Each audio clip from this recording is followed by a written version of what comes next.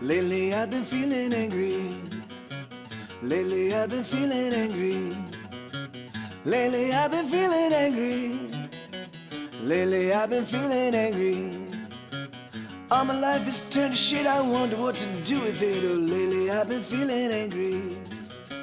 Lately I've been feeling low. Lately I've been feeling low. What to do, I just don't know. Lately I've been feeling low.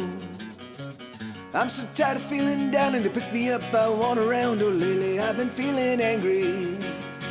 Lately I've been feeling angry. Lately I've been feeling angry. Lately I've been feeling angry. All my life is turned to shit, I wonder what to do with it. Oh, lately I've been feeling angry.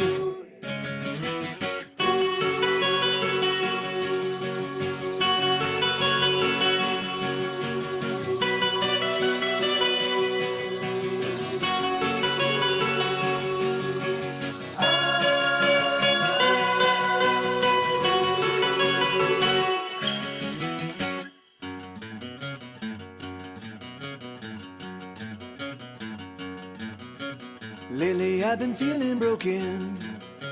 Lately I've been feeling broken. So much shit is left unspoken. Lately I've been feeling broken. There's so much I gotta say, but no one's listening anyway. Oh, lately I've been feeling broken. Lately I've been feeling low. Lately I've been feeling low. What to do, I just don't know. Lately I've been feeling low. I'm so tired of feeling down, and to pick me up I want around. Oh, lately I've been feeling angry. Lately I've been feeling angry. Lately I've been feeling angry. Lately I've been feeling angry. All my life is turned to shit, I wonder what to do with it. Oh, lately I've been feeling angry.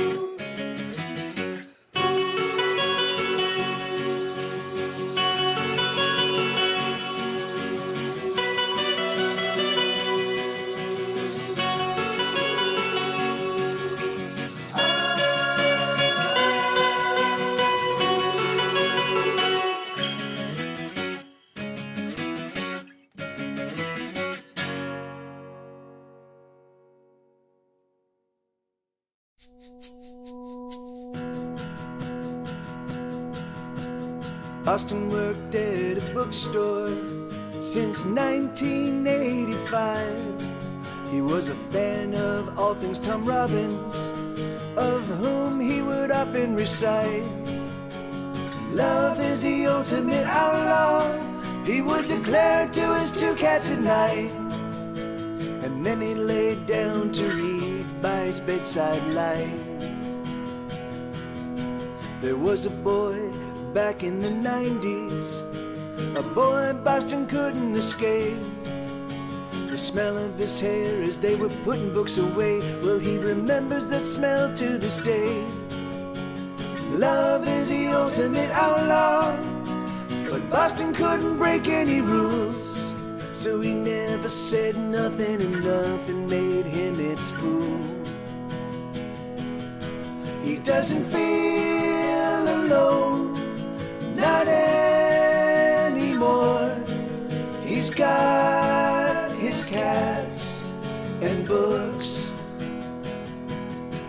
and he gives them pets, and then escapes into a better world.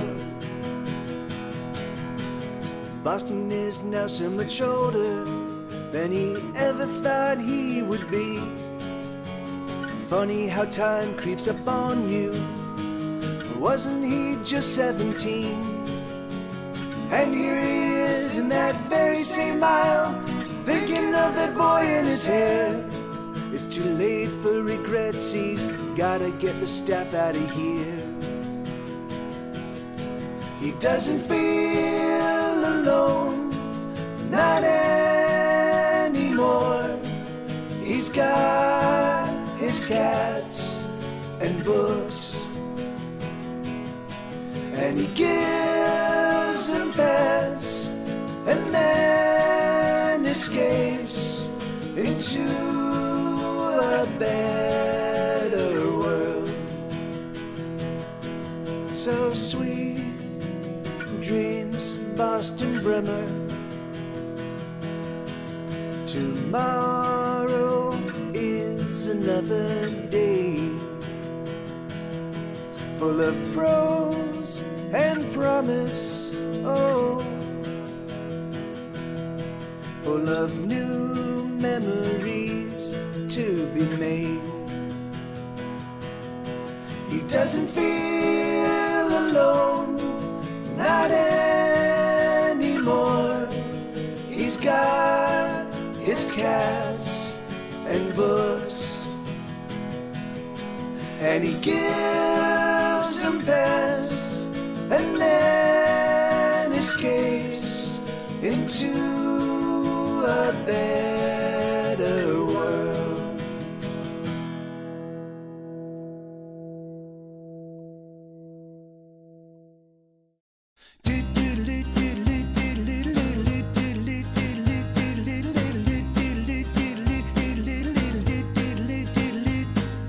This is a song I wrote yesterday, a song about nothing to pass the time away. Oh hey, I can't escape these lonesome days.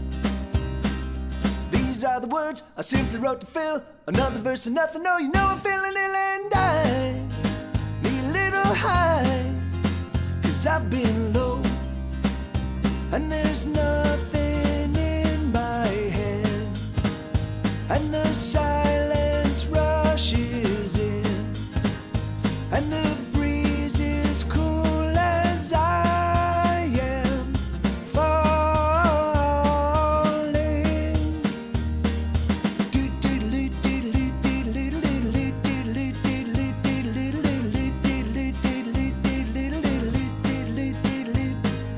This is a song, yet another song. So many songs, no one can sing them all. Oh hell, I might as well just tear it up.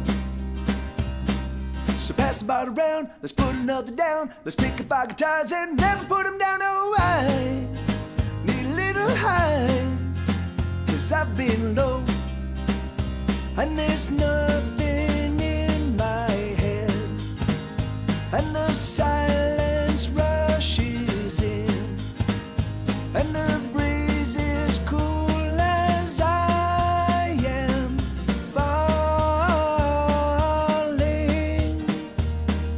Time, it stops as the penny drops down, down, down, down. All thoughts pop as the penny drops down, down, down, down, down, down, down, down, down, down, down,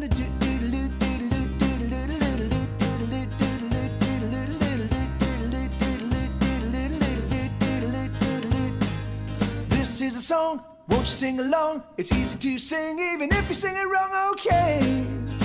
Oh, there's no way to sing it wrong. Even if you don't, if you won't sing, that's on you, means nothing to me. I tried to get it right, but I got it wrong, and there's nothing in my head, and the silence rushes in, and the breeze is cool as I am fall, as I am fall, as I am falling.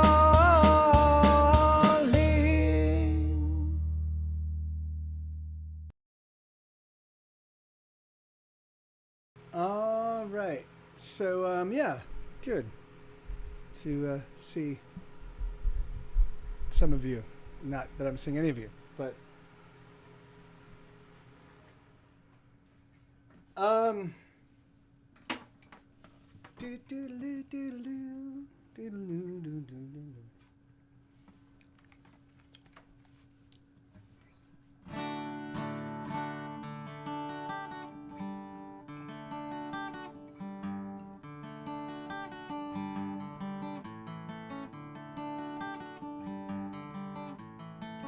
Yes, no, it's hard, it's getting harder all the time. You put your back against the wall, embrace yourself and push with all your might. But nothing's moving, nothing's going anywhere. And you shove till you're exhausted, throw your hands up and you cry out in despair. But don't you ever give up, no, don't you let it get its claws into you.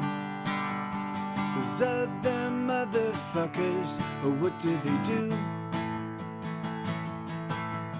So let's crack open a bottle and let us tune up our guitars, and let us sing to the dying of the stars. Oh, let us sing for the songs that never get heard. Let's set it on fire and watch it burn. Oh, sing with me, make the heavens tremble with the song. 'Cause sooner than later we'll be gone.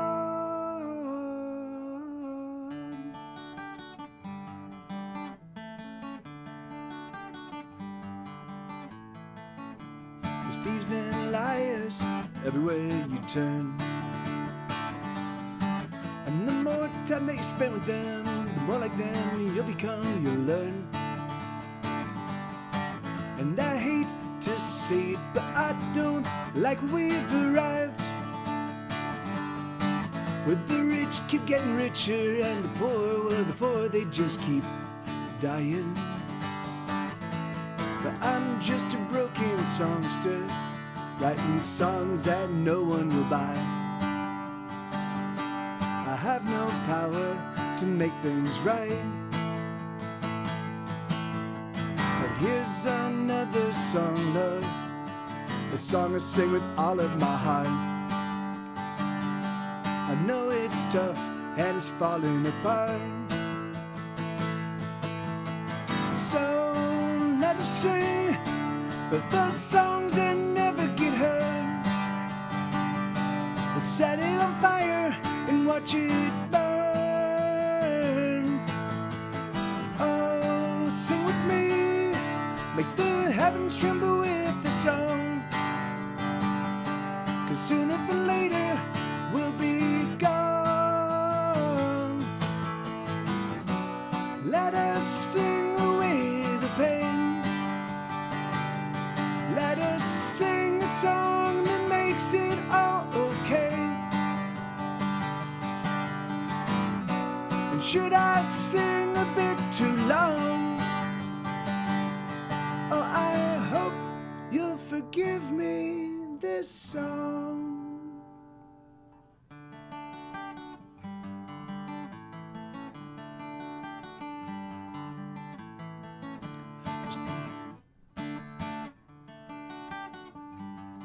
There we go.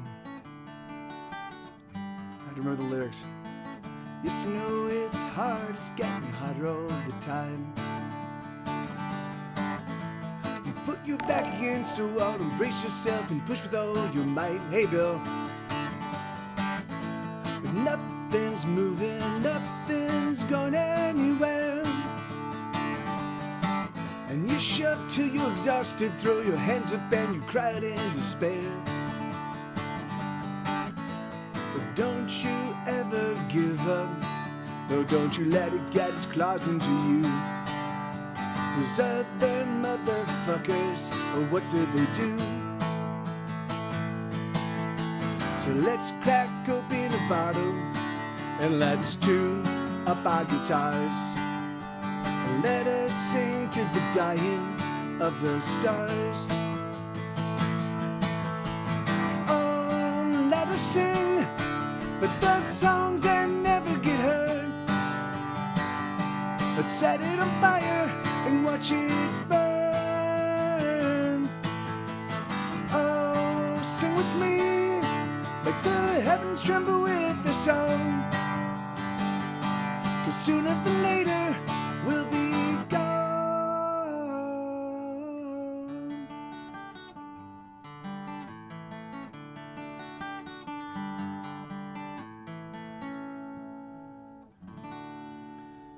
So yeah, that's the first time I picked up the guitar today. So it's going to be a little bit rough, but I'm fairly certain that I'll get back into full speed pretty quickly, which has been awesome, man. Ever since my accident back in August of last year, you know, I have been slow to getting back up to speed. You know, like for some reason, if I didn't practice guitar perpetually, I would somehow fall into this sort of like 3 steps back from where I want to be kind of remove. And it was really, really difficult. And I just kept practicing. I kept practicing. And somewhere over these past couple months, I've hit a point where I can now, I don't have to play guitar every single day, even though I still try to. I don't have to play guitar every single day for hours on end to feel confident, you know.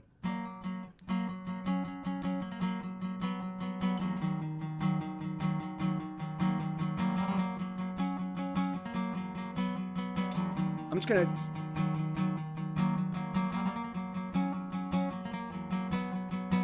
Okay, I'm gonna come back to that one because there's a little trill that I'm not getting that's just gonna come in once I get a little bit more practice in. So. Okay, yeah, let's do this one. This is a similar song, but the trill is it comes a little bit easier. This is called. Okay, yeah, thank you, Isabella. I think I posted in Discord. I think I did. What am I looking for? Ghosts. Ghost is the name of this song. Okay.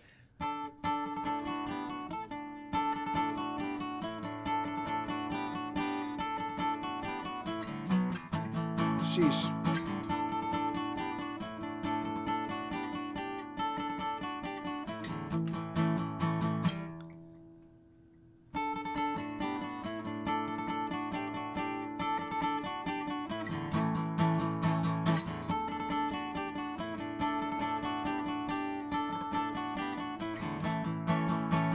Ghosts are haunting my house. They drift through my head. Some float through the upstairs, some sleep in my bed. My place is quite crowded with the echoes of the dead. Some smash on my things and break all the glass. Some simply just wail while others distract me with the songs they sing of things that could have been. The dead, they wait to take me out tonight, but I stay inside. The dead create a little pain each night, and I hold it quite tight. Yes, I hold it in my heart. That's where it belongs.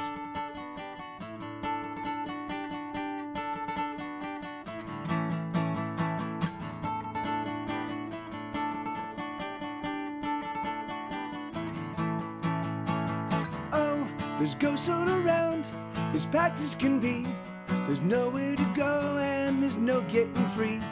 The dead call my name in shame, I answer in the dark.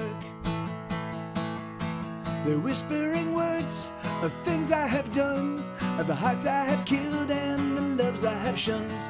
The stones that I throw, I know in time there will be blood. The dead, they wait to take me out tonight, but I stay inside.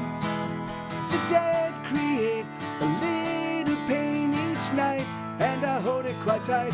Yes, I hold it in my heart. That's where it belongs. Someday soon I will be done for. Someday soon I will be done for. I can't run anymore. I won't run anymore. The dead, they wait to take me out tonight, but I stay inside. The dead, they wait to take me out tonight, but I stay inside. The dead create a little pain each night, and I hold it quite tight. Yes, I hold it in my heart. That's where it belongs. It's really funny. That song, I think about that. I sometimes I don't really contemplate the depth of the lyrics that I, like as I'm writing them, I put a lot of my personal perspectives into each of my songs. But sometimes when I play them, I forget like how deep some of this stuff was. And there's the dead, they wait to take me out tonight, but I stay inside. So that's actually because there was a point in time. So that Ghost is a song about regrets. It's so that soul song, all the ghosts I'm talking about are all my regrets. I'm like being haunted by all of the things that you've done that you wish you hadn't done, and all of the lost relationships and all the things the things that you said that you wish you could take back and all that stuff. So that I have a significant litany of regrets, and so.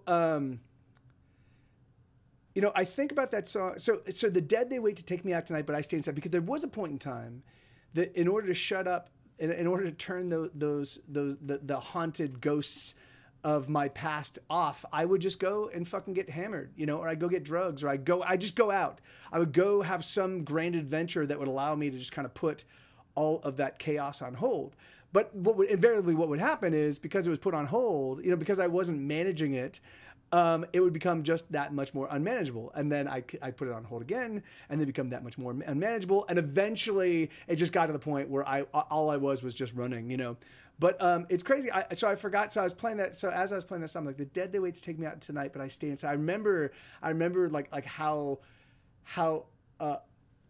very much I was isolating. And so this is crazy, because this is in 2018, I wasn't leaving my house here in Austin, Texas. I wasn't interacting with human beings. I was just making music, and I was live streaming, And so, it's every now and again, I'll run across a lyric that I've written, and I'll be like, oh yeah, that's right.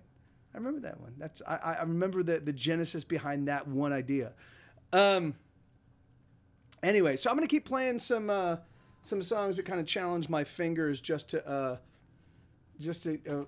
get me feeling a little bit more up to snuff, because I haven't.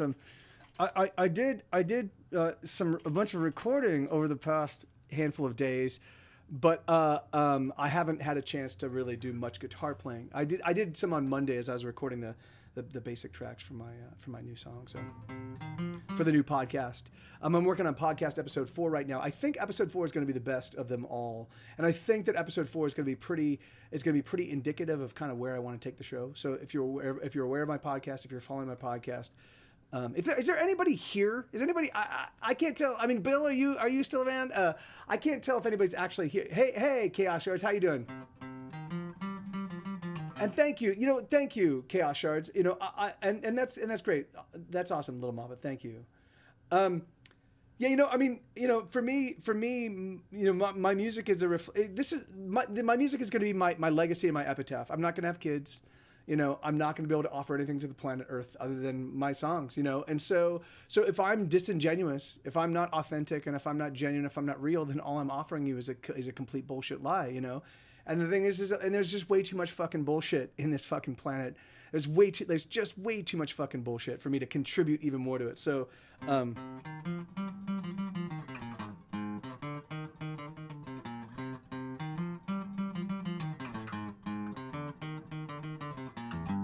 oh, I wanna touch your skin.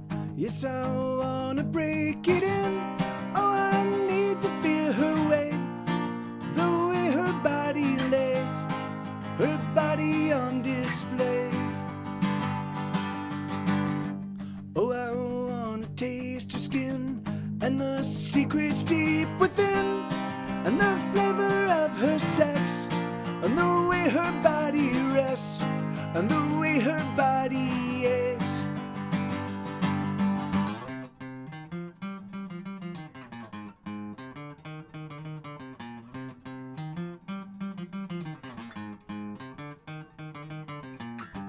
Oh, I need to know her flesh, and the softness of her breasts, and the things that make her sweat, and the things that make her scream. I need to know these things. Ooh, oh, these things I need to know. Ooh, oh my God, I've lost control.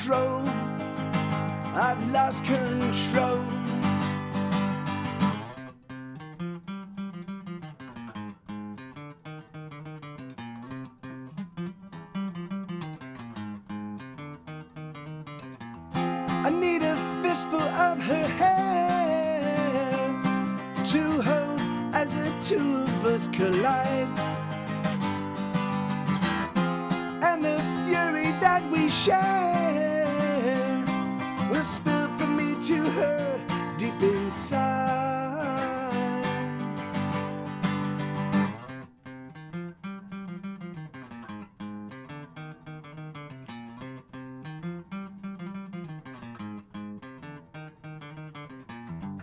Oh, I wanna feel her lips with my teeth and fingertips. I wanna feel her body come, a quick and shaking one, till we're spent and we're done. Ooh, oh, these things I need to know.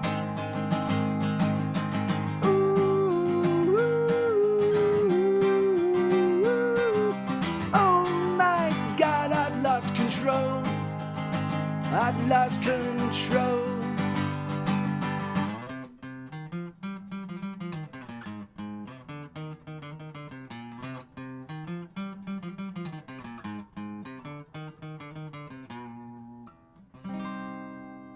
Yeah, there you go. That's a song called "Things I Need to Know." That wasn't too terrible.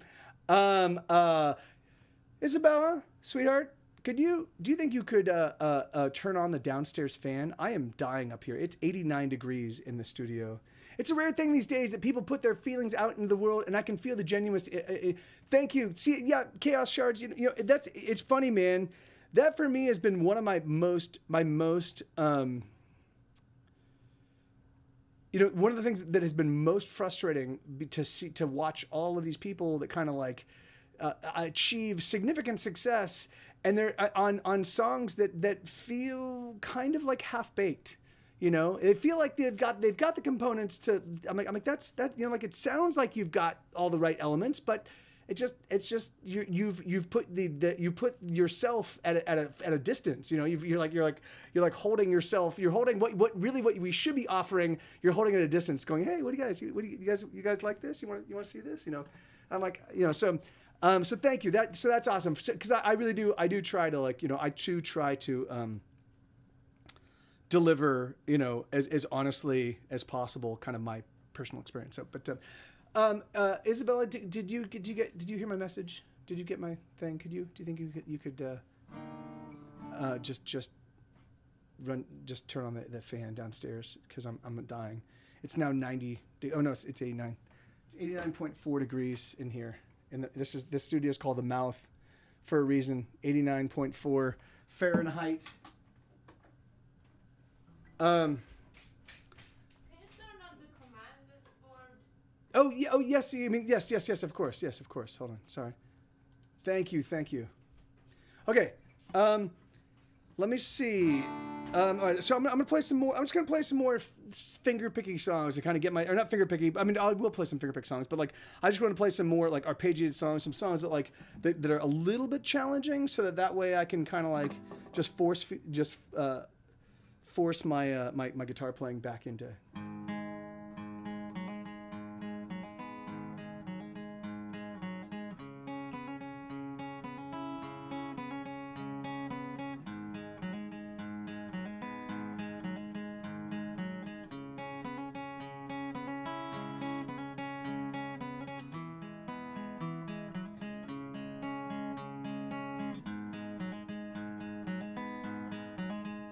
Oh, the Reaper,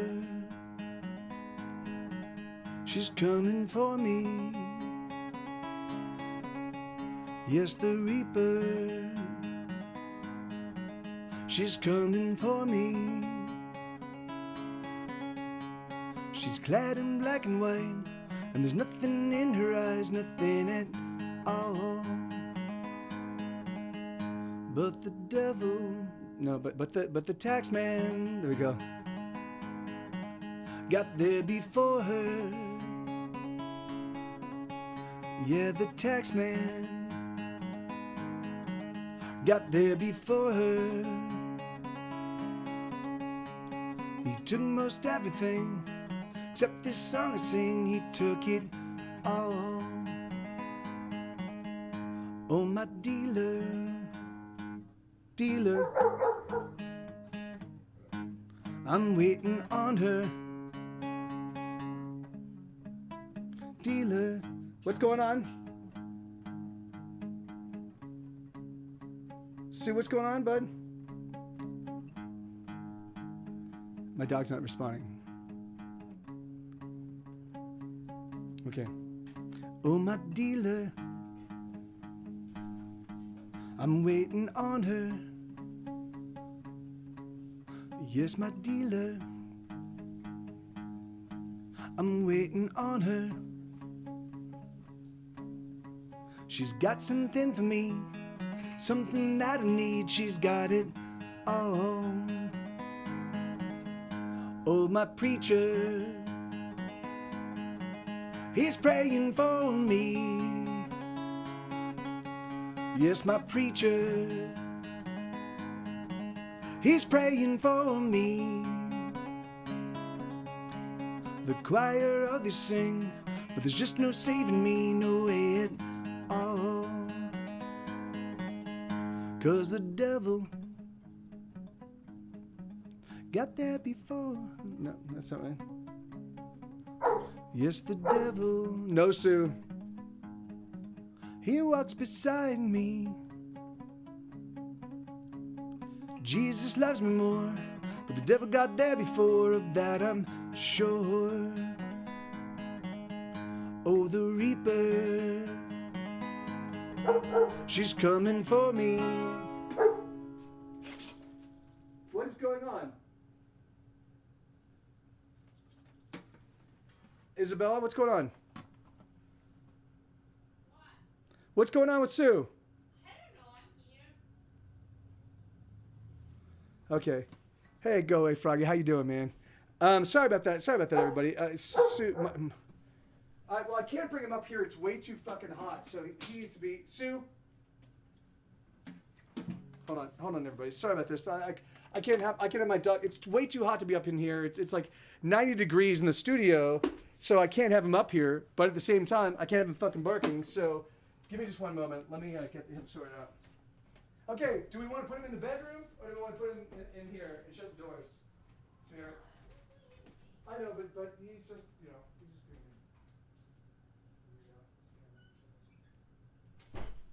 No barking, dude. No barking.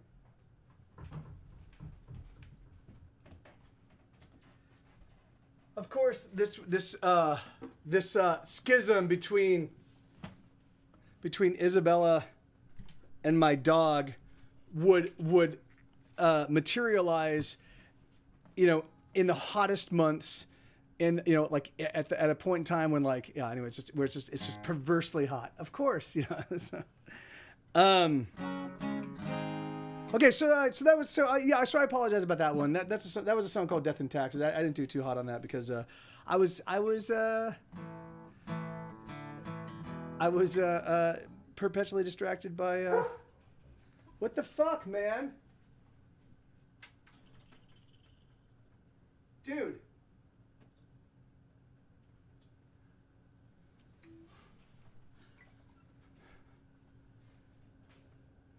Isabella. Yeah, but why did he bark? I don't know. Uh-huh.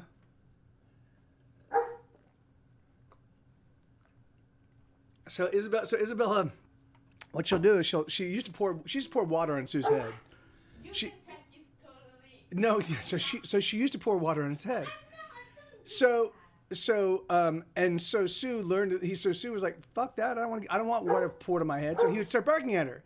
So now all she needs to do, but she still kept up, and she kept walking up and doing it to him anyways. So now she'll just walk up. She'll walk in the room with him with holding a cup, and he barks. And I'm like, well, can you stop doing that because I'm streaming? This is what I do for a living. And she's like, yeah, no, I can't do that. So they're both doing exactly as they're trained to do. She was trained by bullies, and Okay. Here, let's do this one.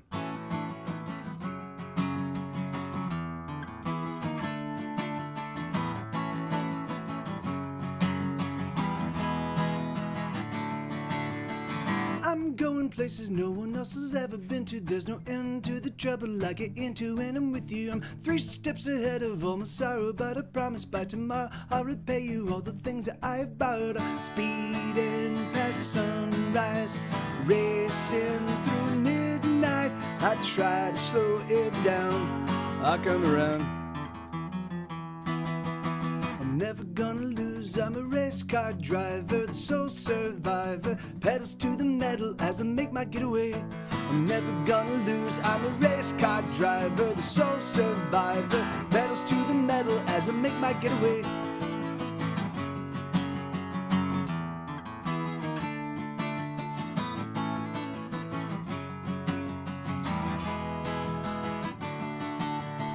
Brace for an impact that I know someday must come.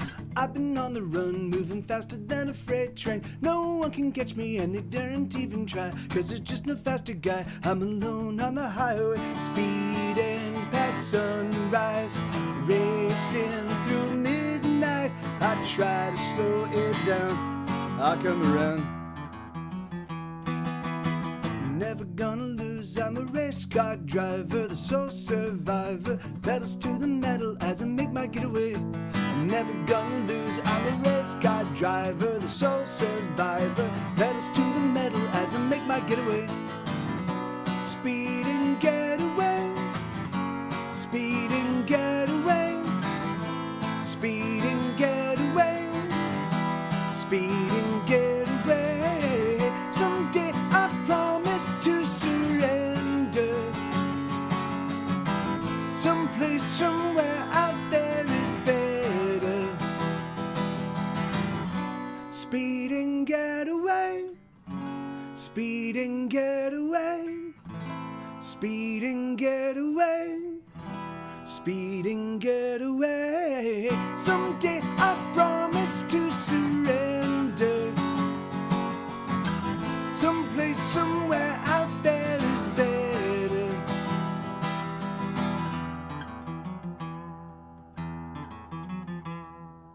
I'm never gonna lose, I'm a race car driver, the sole survivor, pedals to the metal as I make my getaway.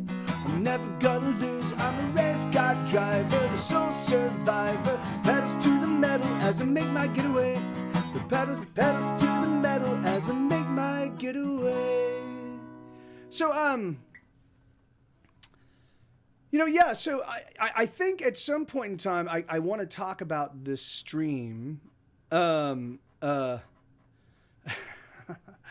want to talk about this stream, because I don't necessarily want to pull back. I like because I don't care about the audience. I don't care about the size of the crowd. The thing is that, like, I've been doing Twitch for so long. There were points in time when I had huge crowds, and it was actually a bit of a distraction. Like, I just do this so I can practice my stuff and hang out with friends, and kind of like I just put a flag in the sand and say, hey, if you want to hang out with me while I get my practice in, you're totally welcome to. And so that's been my whole focus for the past year and a half or change or so, and it's been great. It's gotten rid of all of the toxic elements of Twitch for me. But I am in the process of I'm trying to expand my footprint in other areas. My Spotify numbers are a little bit down. All of my stuff, all of my metrics, their engagement has been a little bit reduced, and I'm trying to understand why. Now, of course, it makes sense because because COVID was happening, and so people were stuck indoors, and so there was a lot of people that had a lot more free time on their hands, so they had a chance to go and explore my back catalog and watch Grey's Anatomy and be like, oh my God, Mike's music's on here, that's so great, let's go say hi to him, but my intention, because the thing is because my intention has always been to be real people, not to be a rock star. I just want to be I want to be a genuine human being, hanging out with other genuine human beings. And we just, this is, if we have time to pass, if you want me to make it easier for you to get your homework done, or for you to get your house clean, or for you to input data on spreadsheets. If you're a surgeon actively working on somebody's body right now and you're listening to me, that's irresponsible. it's awesome, but it's also irresponsible. And if you're doing that, I want you to let me know right now so I can tout it privately and then condemn it publicly. Yeah, man. So my intention is to, spend a little bit of time chatting with you guys if you're interested and if you're up for it, to kind of get a better sense of kind of like why you're on Twitch and what you do, what do you watch and what turns you on, and I mean, it's obvious that you're here in a music stream. Do you normally are music streams your main thing? If they're not, what else do like, just so that way I can just get a better sense of kind of like, when I played at Mr. T's Bowl, or when I played at the Old Town Pub, or when I played at the Thirsty Crow, or when I played at Spaceland, or the Knitting Factory, or like all of these places, I knew the audience for the most part, and if I didn't know them, if I saw them keep showing up, I'd be like, hey, I'd walk up and, hey, how you doing? And nice to meet you. And why are you here? And I've kind of lost that. And the thing is, and I realized that, like, I don't have to lose that. The internet makes it so much easier for me to connect with people, because I can just literally just like, hey, and so, yeah. So I just want to see if I can't take advantage of that. We'll see. The thing is that, like, I know how easy it is for people to just not engage at all, and I don't want to put anybody on the spot, I'm just trying to get a better sense of, like, the people that are here, the people that still show up, people that still pay attention, why that is, all right, let's do this one. Let's do this one.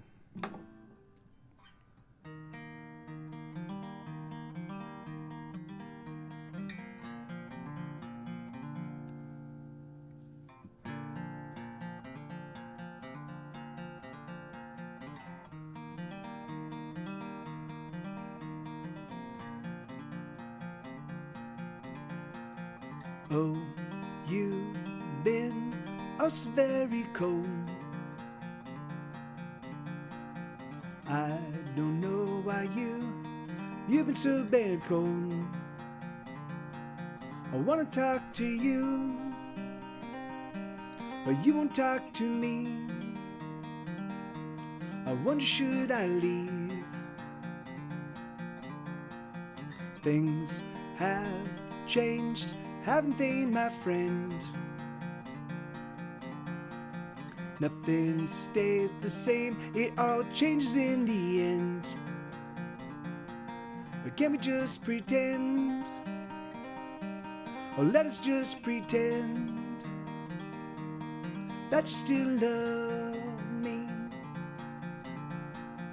Oh, America, do you still love me? Hey, Paper Cat. Oh, America,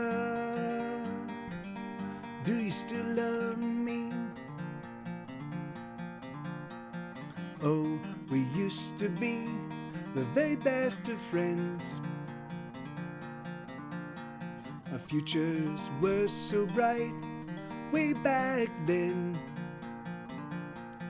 We could do most anything, anything at all. Where did we go wrong?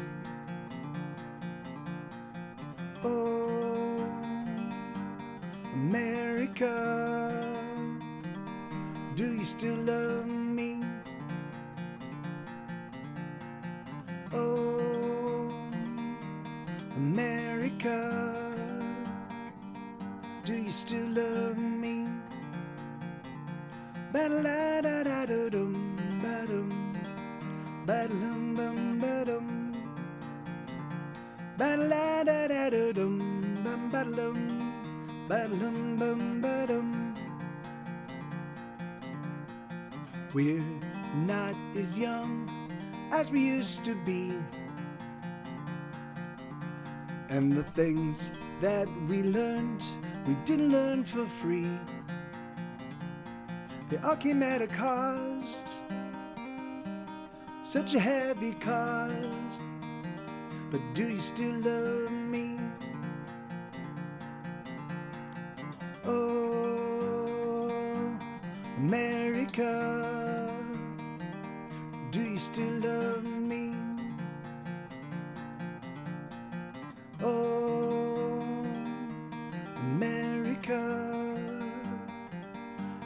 still love me? Oh, America, did you ever love me?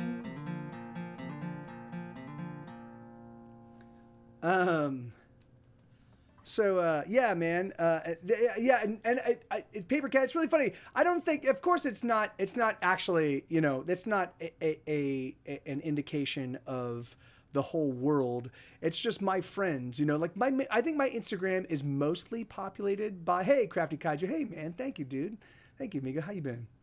I think my Instagram is mostly populated by my friends from Los Angeles, and so there's a huge swath of them that are musicians themselves, and you know, and we're all of us like kind of pop oriented, hook based songwriters, right? So it makes sense why Paul McCartney would on my Instagram post, Paul McCartney would sort of dominate, because just by whom they, you know, like the folks that have been polled. But you know, but it is curious. So I'm going to be doing every single day in the morning. I'm going to do a new one.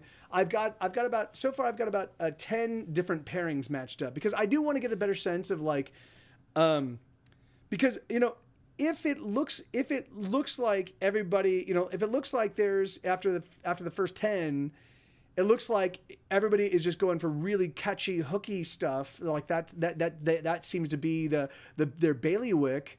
Then or the thing that they're most interested in. Then what I'll do is I'll put together a little showcase. I'll be like, oh, here, so you guys said this. Here's a McCartney influence song. Here's a you know, a Leonard Cohen influence. Like whatever, you know, because I do have enough music that has been heavily inspired by these people, you know, like where I'm wearing my where I wear my influences on my shoulder, on my sleeve, because you know I don't really have any option, you know, like I'm not able to obfuscate.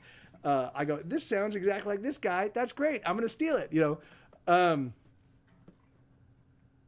I mean, it doesn't really, but it does to my ears, in my brain. It sounds like I'm just stealing outright.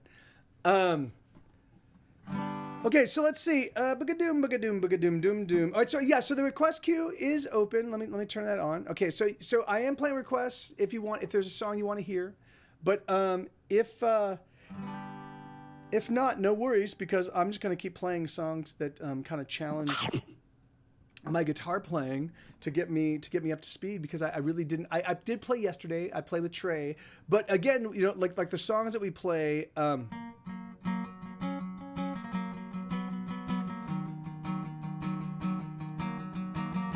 Yeah, thank you. I mean, yeah, of course, Crafty Kaiju. You know, it's funny. Of course, I, you know, and I wasn't. The thing is that like I will steal. Like I will literally take phrasing. I'll take melodic phrasing, or I'll take a chord progression, and I'll just chip it. You know, I'm like, oh, this is. In fact, I don't. There's a song I played. There's a song I used to play. I don't remember what it's called now, but I just took the entirety of. What was it? It was a Beatles song. I just stole the entire thing. I was like, I'm gonna see if I can't just steal their entire song, and I did. And I was like, oh, this is great. And it was a fun tune. But it was 15 years ago, 20 years ago. I don't remember the name of it, but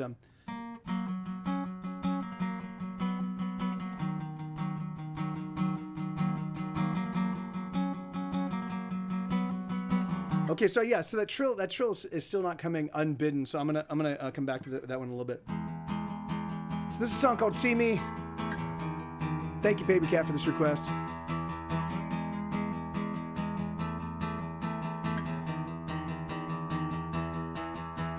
There's so many faces that don't see me. I've been so many places with so many faces I've gone unseen, and I'm all alone, and I'm on my own.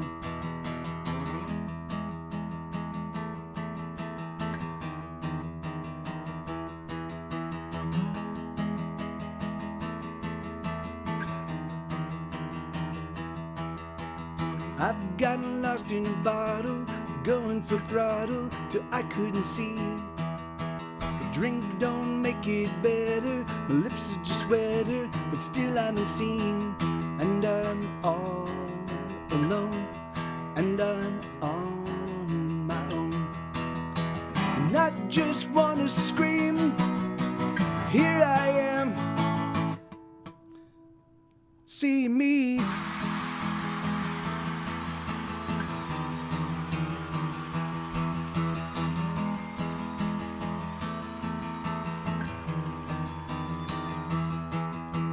Missing the feel of a body next to my body as I sleep. Missing conversation with the lover loving me. And I'm all alone, and I'm on my own. And I just wanna scream, here I am, see me.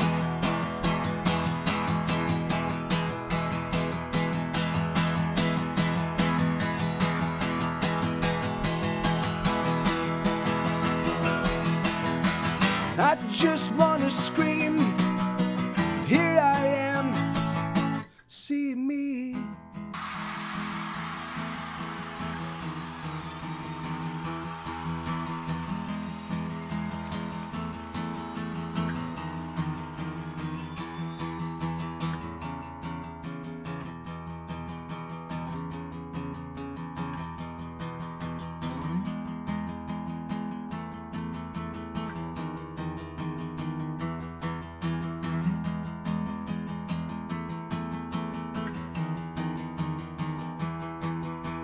There's so many faces that don't see me. I've been so many places with so many faces I've gone unseen. And I'm all alone, and I'm on my own. So one of the things I wanted to talk about is I think that I'm going to be updating my Patreon. I'm going to be updating all the tiers, and I'm going to be updating what I'm going to be offering all the people that actually support me via Patreon. Because Patreon has been, for me, my pleasure, Paper Cat. Thank you, man. Patreon for me has been the most consistent revenue month in and month out for the past 5 or 6 years of my life. I started in June of 2014. I didn't pull in a lot of money back in June of 2014, but it was consistent, you know, and so I could budget around it, and I could plan around it, and it was helpful, you know. It's the only consistent revenue I have. All of my other revenue streams kind of come in based on Spotify plays, and based on Grey's Anatomy royalties, and based on you know, whether my new songbook was funded on Kickstarter or not, and if it was funded, how many people opted in. So all of my revenue is just constantly in flux, and I am in desperate need of just having, I'd like to have one revenue source that just covers the bills, you know, that I just know or month in and month out that my bills are covered. So I'm going to be doing a big push to improve and increase my Patreon numbers, but I'm also going to be doing a big push to improve and increase my engagement with my Patreon, because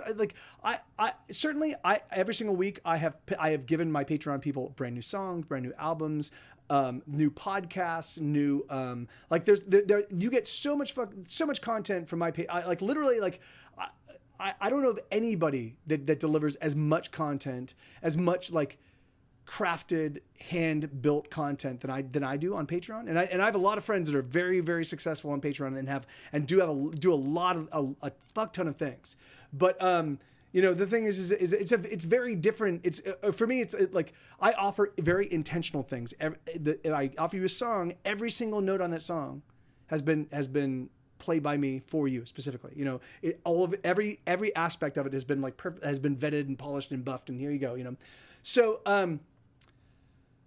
but one of the things I'm thinking about doing is I'm thinking about offering so I think I'm gonna reduce my Twitch streams, but then I'm gonna do some private shows for various tiers, for various Patreon tiers, where I can actually, and I want to add a storytelling component where I can kind of talk about, but not just talking about kind of what went into the writing of the song. But one of the things I realized that I've been having a good time doing on the podcast is building the interconnectivity behind the ideas of, like for me, I'm trying. So for me, like just to use for an example, one of the things I talk about in this next podcast is the conflict between my emotional self and my intellectual self. They're constantly seesawing, So when I'm working on a new record, and particularly as the mixes are starting to come together, and I'm like, oh my god, this is sounding amazing.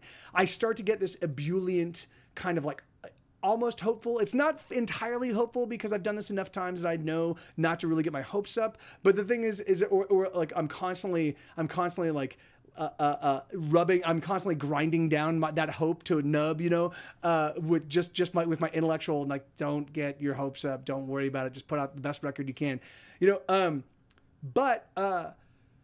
And so I want to be able to kind of like set a topic, and say like, okay, today's topic is going to be about it's like I'm going to do a stream this coming Saturday night, and it's going to be 2 hours long, and it's going to focus on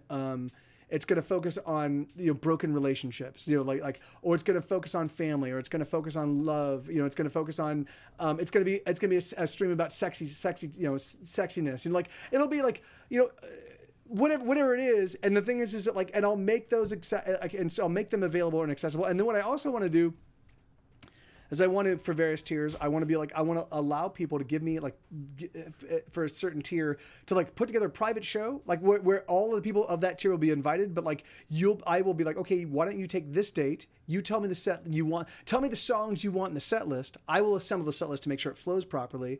And then I'll just do your show, and we'll talk, and we can talk, and you and I can talk if you want it. You don't have to be involved if you don't want to, but if you want to, we can talk about why you chose these songs and what made these songs, resonate with you. So that's one of the things I'm going to be offering. Another thing I'm going to be offering is I'm willing to do for the lowest tier, I'm willing to do I will record with my sound setup a very nicely produced, it'll either be a phone message like, hey, it's Mike TV of the band Get Set Go, and so can't make it to the phone right now, but at the beep, leave $1 million, and then that'll be it.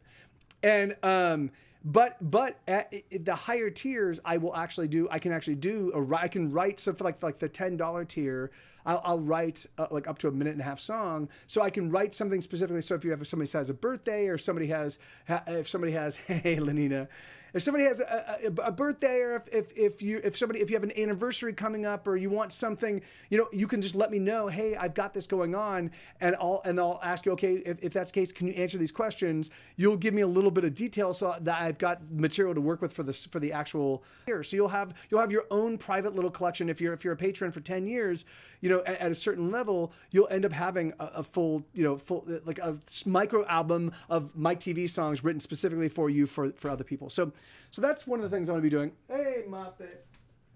Hey, baby. Hey, baby. Oh, really? Oh, yes. Okay. So then I'll try to get it sorted out, Lenina. I'll try to get it. So the thing is, like, so I'll try to get it sorted out and get all that, because I'm today I'm going to be posting a Patreon where I'm just going to be asking people kind of what sort of benefits for each tier would they find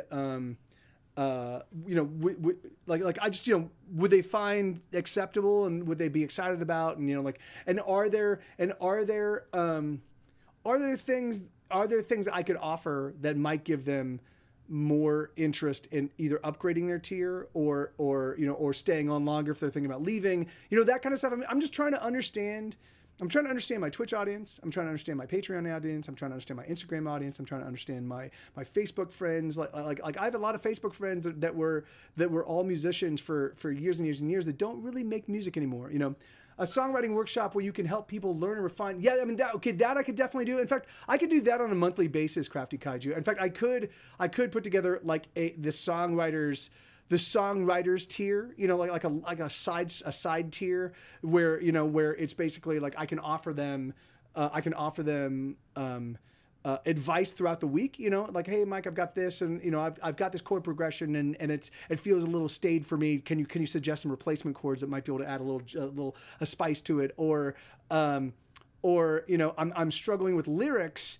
You know, like I've got the song, but I'm struggling with lyrics. Can you help me? Can you give me a perspective? Like, can you help me kind of drill in and figure out a perspective? Like, these are all things I do on a daily basis. I don't even think about them anymore. Like I see so many options. I see so many options that I'm like, oh, well, I just have to pick one, you know? So I understand that like, that's not for, that doesn't happen for everybody. And it's, again, from my perspective, it's just like, it's like a muscle, you know, that needs to be used. And when it's not used all the time, isn't that right, baby? And when it's not used all the time, then it doesn't get as strong as it can be, you know? So, baby, look at the camera. Well, that doesn't make sense. Everybody knows lyrics come. Yes, yeah, that's exactly right. Ghost of Summer. How you doing, man? Good to see you, Eric. But the thing is like, so, you know, my whole goal is to, if possible, I'd like to triple to quadruple my Patreon patrons. The money doesn't really even matter for me. I just need a pool of people that I know that I can use, because they're also my test audience. You know, you guys are my two primary points of contact with the rest of the world on a regular basis is my Twitch stream, which is why I don't necessarily want 500 people in the stream, because I can't really interact. I can't talk and I can't have a conversation like this when there's 500 people just spamming shit the entire time, you know? So for me, like as long as I can have a conversation, and as long as there's people that are willing to engage and talk, like that's perfect for me, you know? And sweetheart, it's really hot up here, and I'm holding her. And so do you want to take her down? Okay, there you go. Okay, there you go, baby. So that way she doesn't melt. Yeah, I'm sweating as I'm holding her.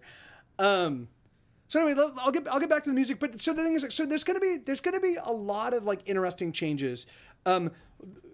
Isabella has she's really drilling into Instagram and how we can make our Instagram account something awesome. And the reason why is because we've identified that Instagram seems to be a place where people are interested in the actual mechanics of how things operate. You know, like it's a great place for if you want to do fitness, you can find people that have like portal, like they'll show you how to work on your biceps, and they'll like, but it's also for all sorts of things. So if you're working on a car and you want to find how to fix your particular brand of car, you can search that on Instagram, and you can find little videos that then lead you to a more in-depth thing. So you can very quickly drill in and determine if this person is the right person for you by looking at their kind of like they're not the calling, like they've got like each story that they put out, each reel is like a card in a deck, and you get to flip through that deck and be like, oh yeah, this person's exactly what I'm looking for. This person kind of is like, so we're focusing on making that we're going to focus on improving our footprint in Instagram. But at the same time, I also, like, the thing is, I realized that I don't really know. I mean, I know who you guys are because we hang out, you know. But everybody else, I've got 30,000 people that follow me on Spotify. I've got like 15,000 people that follow me on Apple Music each month, and then I'm certain the other services must aggregate to another 10,000. So that's 45, 50, 60, maybe 60,000 people listen to me each month. I'm 100% certain that most of the people that listen to me are all Grey's Anatomy people. But even so, you know, like I would think that it would be possible for me to connect with those Grey's Anatomy people if I can find some on-ramp, you know, if I can find some way to like, and I thought it was going to be the music. I thought for a long, long time, I would just put out amazing music. I'd put out the best music and I'd put it out, and people would be like, oh my God, I love this music. This is like, let's go find out if he has more. But in the process of me learning how to make that amazing music, I put out a fuck ton of albums. I have 20 albums in stores, and some of them are two of them are quadruple albums, 3 of them are double albums, and, you know, and then I have 102 song career retrospective. Like, I have so much music, it's exhausting, and I totally get that. So, and that's why I put together the podcast. So I'm trying to curate. I'm trying to give people a much more easily digestible way to be introduced to my music. You know, I'm going to curate for you. Give me 1/2 an hour. Listen to this, and you'll get 5 of my songs and little little windows into why those songs were written and what they do for me. How like why I love to play them, why I not only why they were written, but why I still play them and why they still resonate. Because that's the thing, is for me, 95% of my songs, because they were written from an honest place, and I try to be as honest as possible, they still resonate with me. Sometimes I've played a song like I Hate Everyone. I've played that so many thousands of times.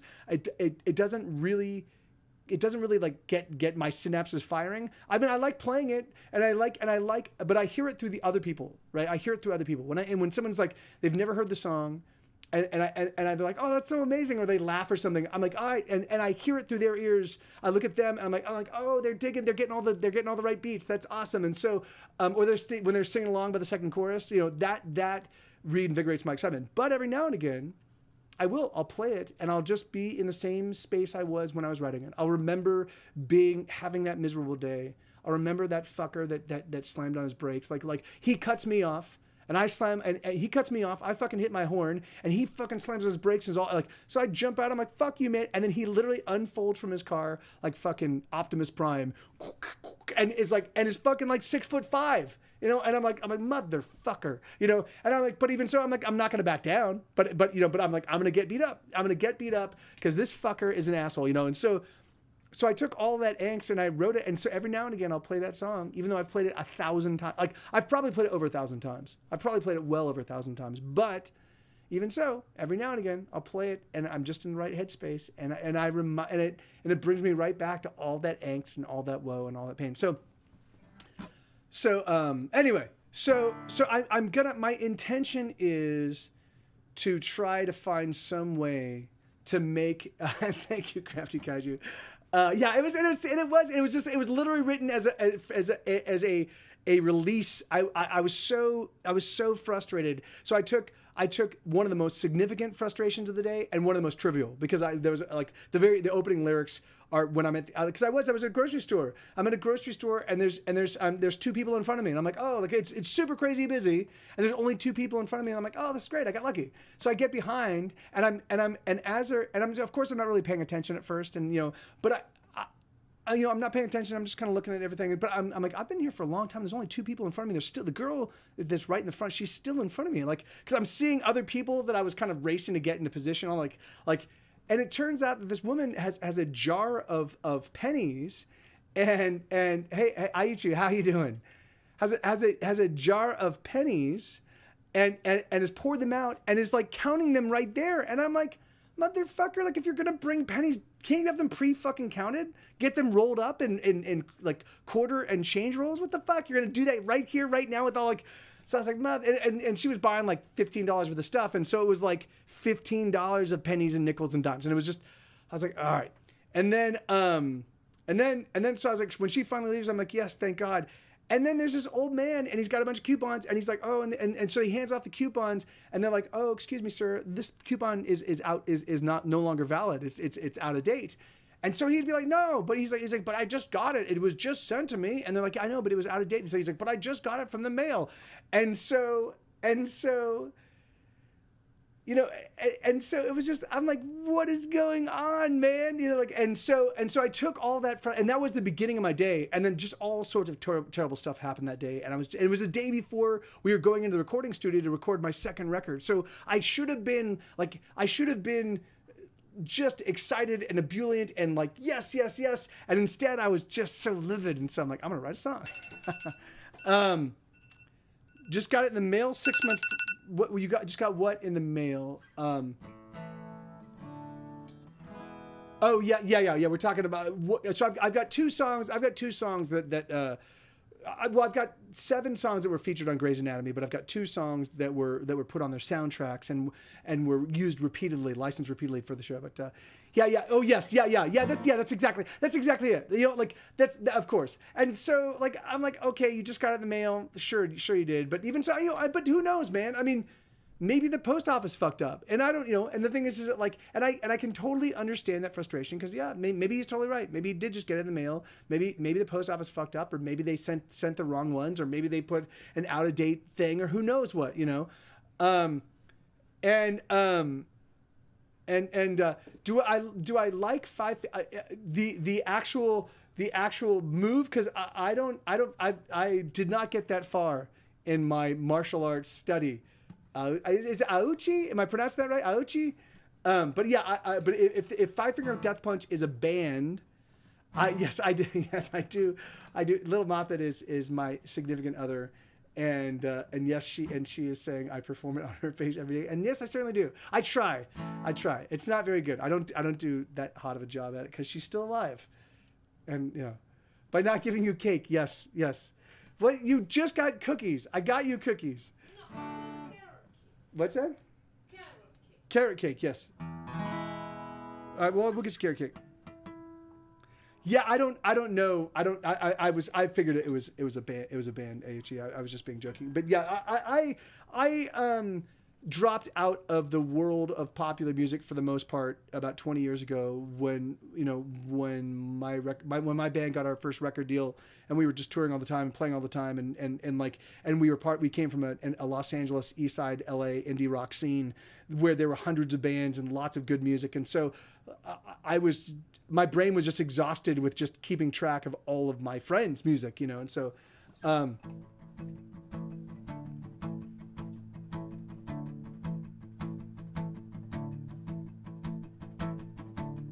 when I was a wee one, I had my first crush. Those tiny false alarms made me blush. The neck, that horn, that tush, that never-ending smile. That's when I knew I was a paleophile. It may be a sin, but that toothy grin drives me wild. I'm not into boys or girls, I just want dinosaurs. I want my dino-whore, omnivore, carnivore, herbivore. I'll fuck 'em all till I'm dinosaur.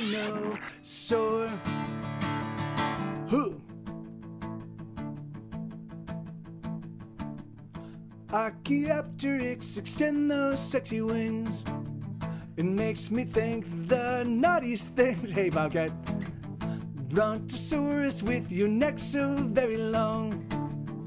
I could stroke it all night long. Velociraptor, give me some more, you big dickosaur. I'll fuck 'em all till I'm dinosaur. Megalosaur, give me your ultra megalodon. Seismosaurus, you shake me, you're breaking my heart on. I wanna go back to the past for that sweet dino ass. Wind up the clock, tickety-tock for that fat dino cock. Please take me home, I'm all alone, stuck in a world without dinosaurs. With the dinosaurs. Who? Triceratops, so can you tell me? You make me horny to the power of 3. I have only one wish for my Mesozoic day. I want a T-Rex to masturbate. When we're alone, I'll polish your bone till you squirt down a phone. I'm not into boys or girls, I just want dinosaurs. I want my dino-whore, omnivore, carnivore, herbivore. I'll fuck 'em all till I'm dinosaur. Who?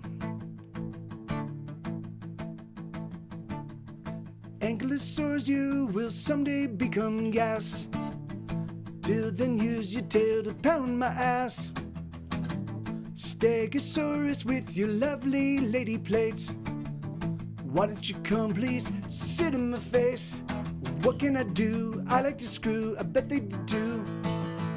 I'll fuck 'em all till I'm dinosaur. Megalosaur, give me your ultra megalodon. Seismosaurus, you shake me, you're breaking my heart on. I Wanna go back to the past for that sweet dino ass. Wind back the clock, tickety tock for that fat dino cock. Please take me home, I'm all alone, stuck in a world without dinosaurs. With the dinosaurs. Oh, what a bore. Yeah, it's no. That song was co-written by my Twitch chat. Oh, for the past 5 years, I've been co-writing songs with my Twitch chat. I took 9 of those songs and I put together an album that is going to be coming out on July 15th. And yeah, man, and it's going to be premiered on I still don't know if I'm able to talk about who's going to premiere it or not. But because so I just need to talk to my publicist. But it's going to be premiered on a pretty big web magazine. I mean, they've got like millions of followers and you know and millions of readers, and so it's gonna be exciting. And you know hey, my pleasure, Paper Cat. Thank you so much, man, and thank you, Crafty Kaiju, and thank you, Lenina, and thank you, Bobcat. Thank you. And wait, who's that? Okami. Hey, Okami. How you doing? As I was saying,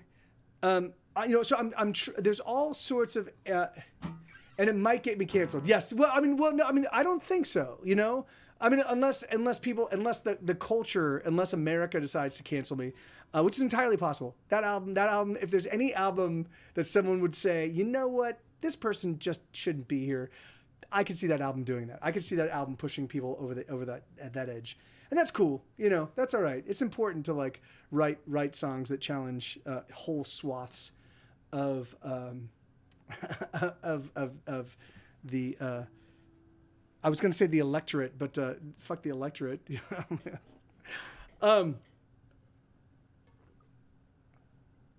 That's exactly right, Isabella. Don't cancel Mike TV, cancel Heaton. Yes, that's exactly right. That's finally, Crafty Kaiju. Finally, I'm indemnified from fault. I can just be like, yeah, no, it just might be like everybody loved the music. It was just the fucking lyrics, you know. It was just the goddamn lyrics.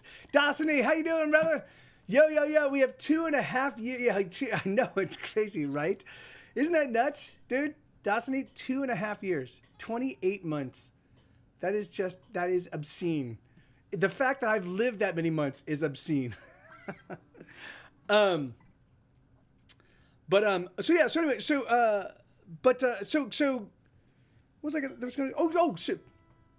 of the things I want to do with my Patreon stuff, and I'll let you guys all know, but you know, is I'm thinking about doing I want to find a way to offer the people what they want from so as Crafty Kaiju suggested, talked about, and I think it's a great suggestion. I'll definitely make it work. I made that suggestion too. 1,000 years ago. 1,000 years ago. Okay, yeah, yes. Snubbed me. I did snub you probably. But yeah, but the idea of doing a songwriter specific tier where I can make myself available to kind of help out nascent songwriters or even experienced songwriters that find themselves in like, I know one thing I have never experienced is writer's block, you know. I have experienced frustrations with for me what the closest thing I get to writer's block is I will feel like I'm writing the same song. I will start working on a song and I'll be like, oh shit, like this sounds so similar to other songs of mine. But what I've learned I never said it as brilliantly as Mike Viola, who's another songwriter. If you don't know Mike Viola, I highly recommend checking him out. He is a world, like he is. I mean, first off, he does all sorts of stuff. You know, I mean, he does all sorts of film and TV stuff, and he tours and blah blah blah. He's a legit guy, but that is like literally met everybody on the planet Earth and hangs out with them and writes with them, and you know. But he was saying, like, you know, you don't have, not every song is worth keeping. You just have to finish them to find out, you know? And so for me, that's the thing is so when I find that I'm like, I'm writing a song that feels like it feels like a song I just wrote, or it feels like I've already written this lyric. Like I don't care. I'm like, all right, I'll just finish it and then I'll just put it aside. You know, like, and often what happens is I will end up at the end of the song, be like, oh, that's pretty cool, and I'll play it for people like you guys, and people are like, I love that song, and I'm like, oh, okay, well then I guess. In fact, that's what I did with Ultrasonic. Ultrasonic, Isabella and Ian were saying that they were like.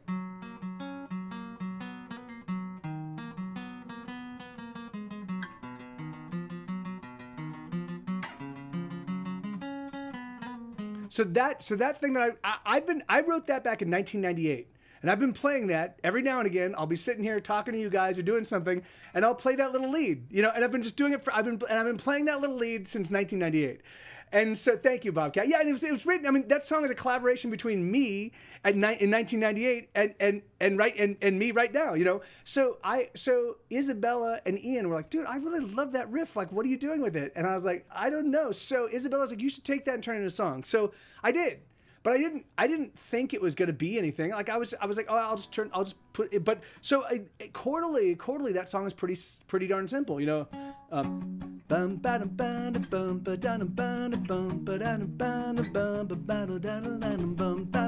You know, it's just that's effectively the entire song except for the pre-chorus.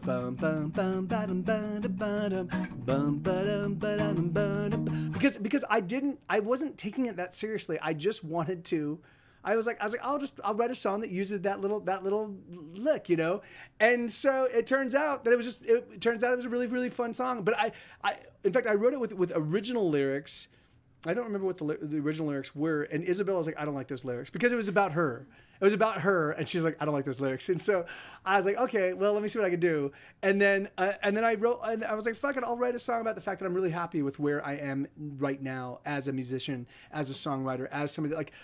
It turns out if you play at least 3 to 5 times a week on Twitch for 5 years, 6 years, however long I've been here. I've been on since October of 2015. So I'm coming up on 7 years in October. Think about that. That's fucking nuts. So that time, you know, I just got better. And I feel a lot more confident, and I feel a lot more confident about my chord choices, and I feel like the songs I've written enough songs that are advanced from a chord perspective and from a melody perspective that I don't have to worry about. Like I can write really simple songs, and if someone goes, oh, all you do is bar chords. Like every now and again someone will show up and be like, oh, you're all you do is playing bar chords. First off, I'm like, yeah, you can suck a dick. But second off, I'm like, yeah, but I've got a ton of other songs that I have more songs than you will ever write that use all sorts of interesting and crazy and you know cool chord choices. So I don't need to worry about this one song that's only using the 1-4-5 and that's it, you know. Thank you, Dawson. You know, and it's crazy because for me, you know, it's really funny because for me when I first started doing Twitch, I was like, well, you know, for somebody playing my kind of music, I don't even need to worry about it because it's like it's so simple. Like I felt that I wasn't ever going to improve. Like I just felt like that because I did not have a regimen of practice trying to improve my guitar playing was not going to improve. Turns out that's complete horseshit. If you do something enough, you find that you get better, you know. I'd have some Tiff's treats delivered, Lil Moppy, but they don't do cakes. Tiff's treats. That's right. What is Tiff Treats? They're like a bakery here in Austin, and yeah, but they as Lenina says, they don't do cakes. So, but they do brownies. They do brownies. They do brownies. They just shit out brownies. As long as they're not super sugary. I find out. Well, see, Okami, I totally get that. And so the idea is, so in fact, that's why I do this. See, if I was just practicing to practice, I would get tired of it. It would pall, like because I definitely know that I have the songs that I have. The songs that I have are I always write songs that are a little bit outside of my skill level, you know, so I can just keep practicing them and I keep getting better at playing them. But I usually have about 10 or 15 of those. So once I practice them and once I get pretty decent at them, I start to it just starts to feel like homework, you know, it starts to feel like work and it gets frustrating.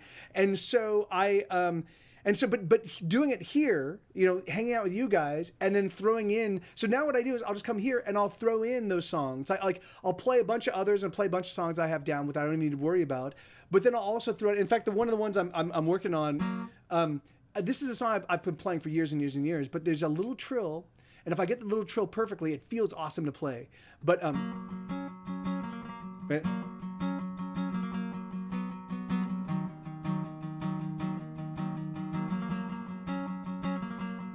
There you go. Catastrophe waits for me in the form of a girl. So yeah, so you know, and so I would never practice that by myself, like at home, like because I've got because I always have some other musical projects on hand, you know, like I'm doing the podcast right now. So why would I sit down and practice guitar when I should be focusing on producing the next episode of the podcast? I'm working on. I've got 130 new 130 new acoustic demos that I need to turn into studio demos. You know, I'm sitting down. I'm doing some collaborations with a buddy of mine, and so he and I have been passing ideas back and forth. Well, actually, we actually officially started today. So he sent me some ideas. We talked about them, and so. But you know, I've got so much music stuff for me to like sit down and play songs I've already played hundreds and hundreds of times. It begins to pall. So. I do this, you know, I find ways to trick my brain into making practice fun and exciting, you know. So I'm finally about to graduate from music school. Hell yes, congratulations. But during a year of music school, I didn't practice guitar at all because I burnt out so hard from all the ensembles and my own pressure. I finally picked up my guitar. See, but that's, you know, and Okami, I do, you know, in fact, you might, Eric Summer. Eric, are you still here? Because Eric went to music school, and I would be really curious because I don't know that experience.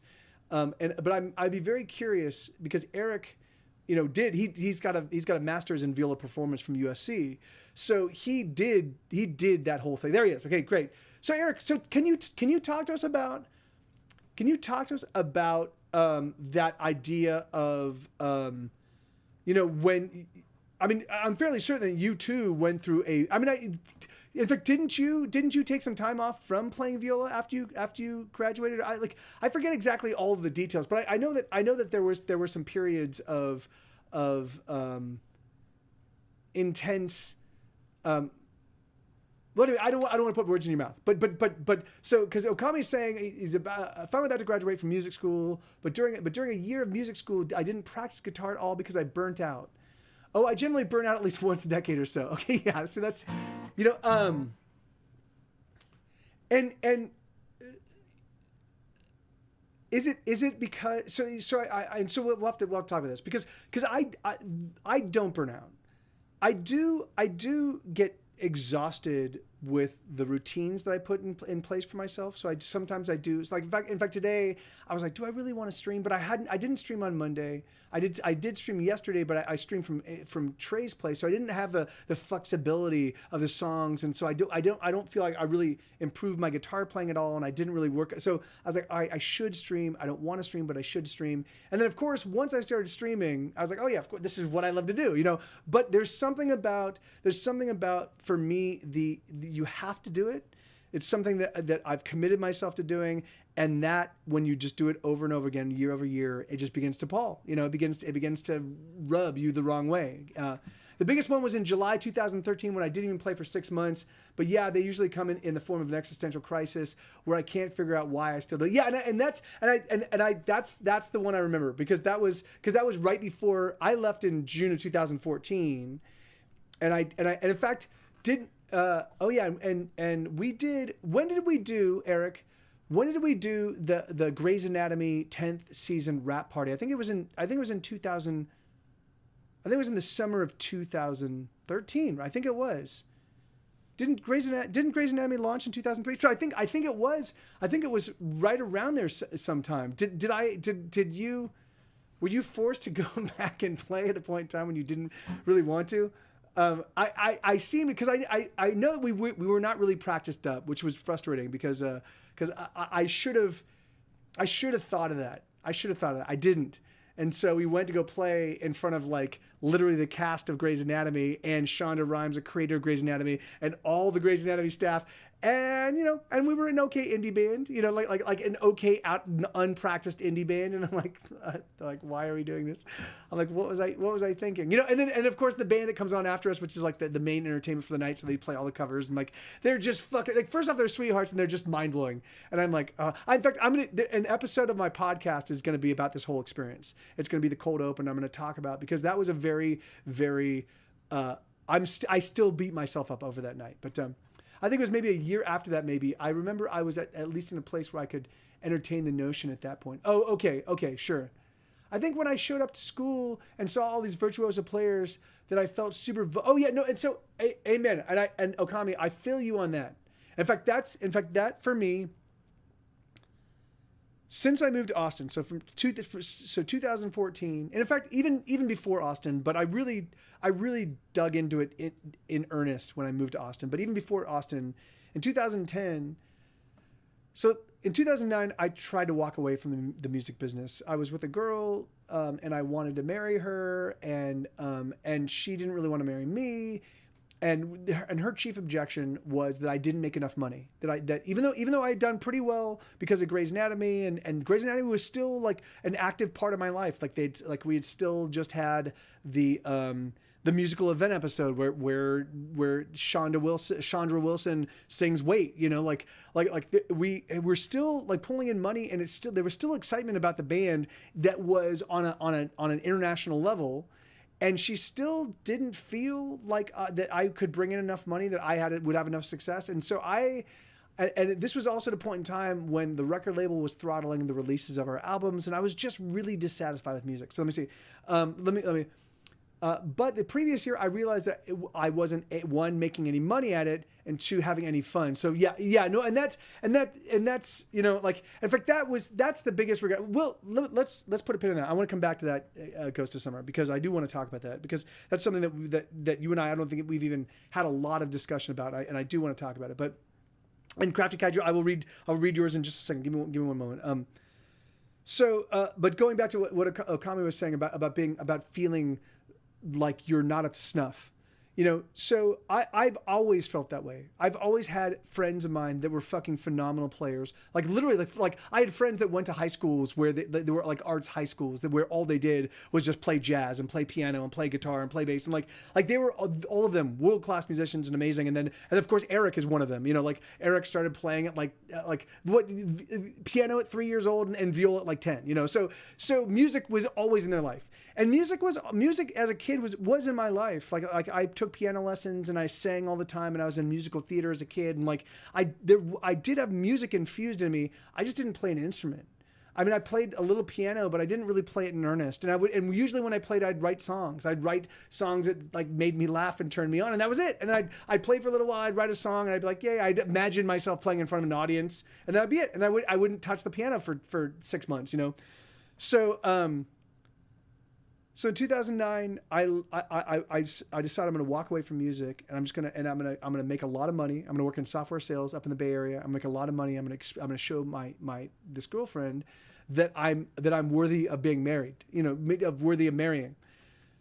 And so I'm miserable, and I'm making a ton of money, you know. And I'm like, all right, so let's get married. And she's like, and then she has more objections. And I go, oh, that you just threw out the easy objection. It's not that I don't make enough money. It's that you just don't want to marry me, you know. And I was like, okay, that makes perfect sense. So you know, so I left. I was like, why am I in the Bay Area living with you if we don't have any future? So I went back down to Los Angeles, and I was like, all right, I'm going to start making music again, because I really missed it. I took that year off. I wrote 9 songs. I wrote 9 songs in 2019 or 2009.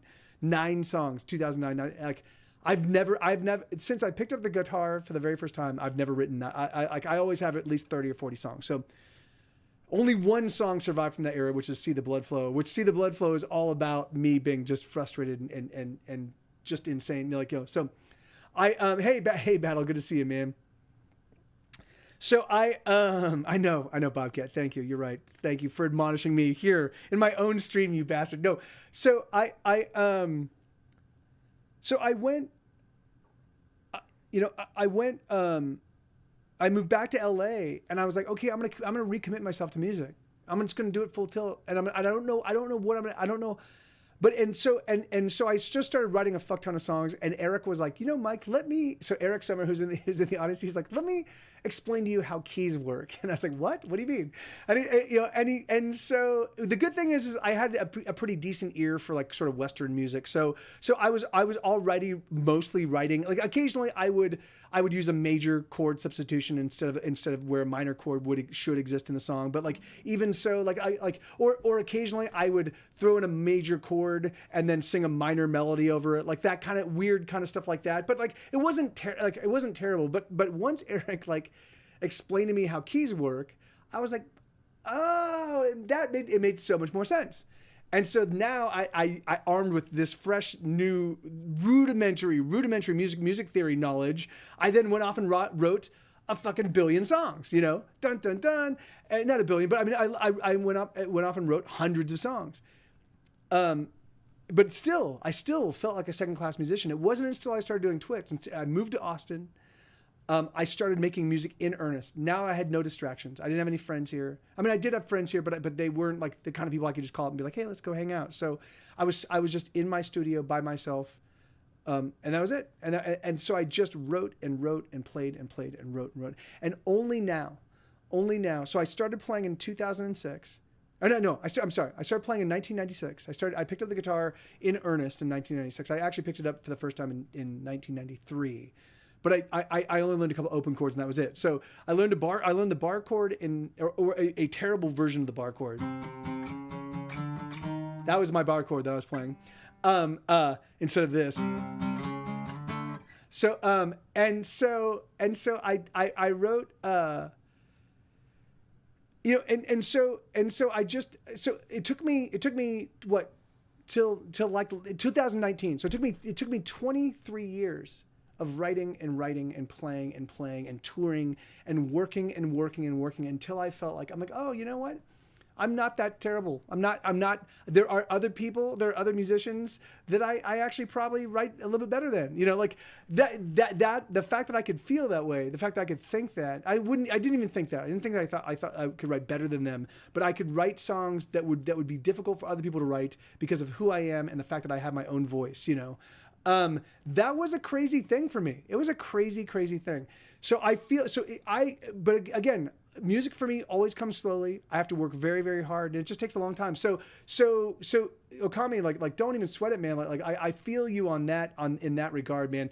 I spent decades feeling like a second class, like feeling like I was always a little bit behind. Even the other guys that just did exclusively punk rock. For some reason, I would see them, they'd do some little lead or something awesome, and I'm like, fuck, I can't just do that, And of course, I didn't realize that they just did what I did. They just practiced until they could get it down,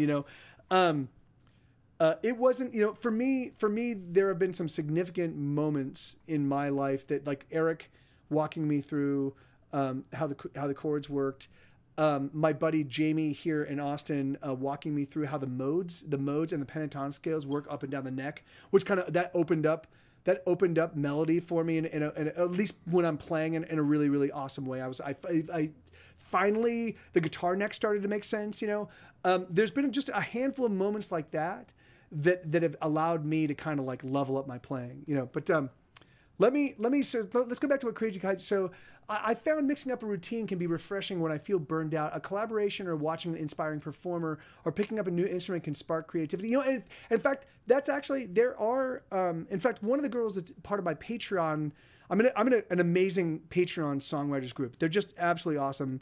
And we all of us have Patreon accounts, and so Patreon kind of put together a little, like, they help facilitate this little songwriter circle. And there's Megan Slankard is our, like, the person that's kind of coordinating the whole thing. She's the captain of our little group, and she actually does that. What she'll do is she'll buy a new instrument and then learn how to play it well enough to inject it into one of her songs. So she's got like scores and scores of instruments, and she can play them all with enough facility to layer them into the music. And I think that's exciting. I mean, the thing is like, for me, I'm excited because, I know I can do that. I know that would be really exciting for me to do. And so the moment I feel like I've run out of juice on now this was my primary instrument, but now the piano I've been writing songs on the piano. Once I burn out of these two, then I'll just go find something else and be like, all right, let's see what I can do with this, So that is really exciting. And same thing with alternate tunings. Like I don't use any alternate tunings because I don't need to right now. So I just want to save that for later. So I've always got something new I can dig into, So it's so cool. Yes, and the Circle of Fifths. Yeah, I mean it's funny, man. The Circle of Fifths is not intuitive for me. I do study it. I've got it actually on my desktop, and I will look at it and I'll study it. But it's not yet automatic for me. It will be at some point. I needed to hear this, to be honest. I've been deciding if I'm going to keep pursuing music professionally, and I'm realizing going to keep doing it because it's all yes, and that's so.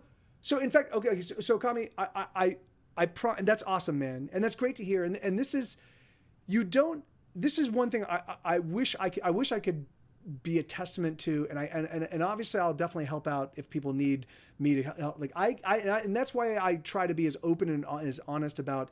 And in fact, this actually goes back to what I was talking about with Eric when I said let's put a pin in that. So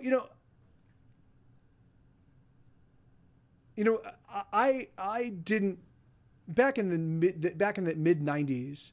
When I first started Vermicious K and we're running around and we're having a great time, it was just rock and roll was just super fun, It was just a fun, vibrant. It was just awesome to be loud and to be explosive and to be like and it was also really awesome just.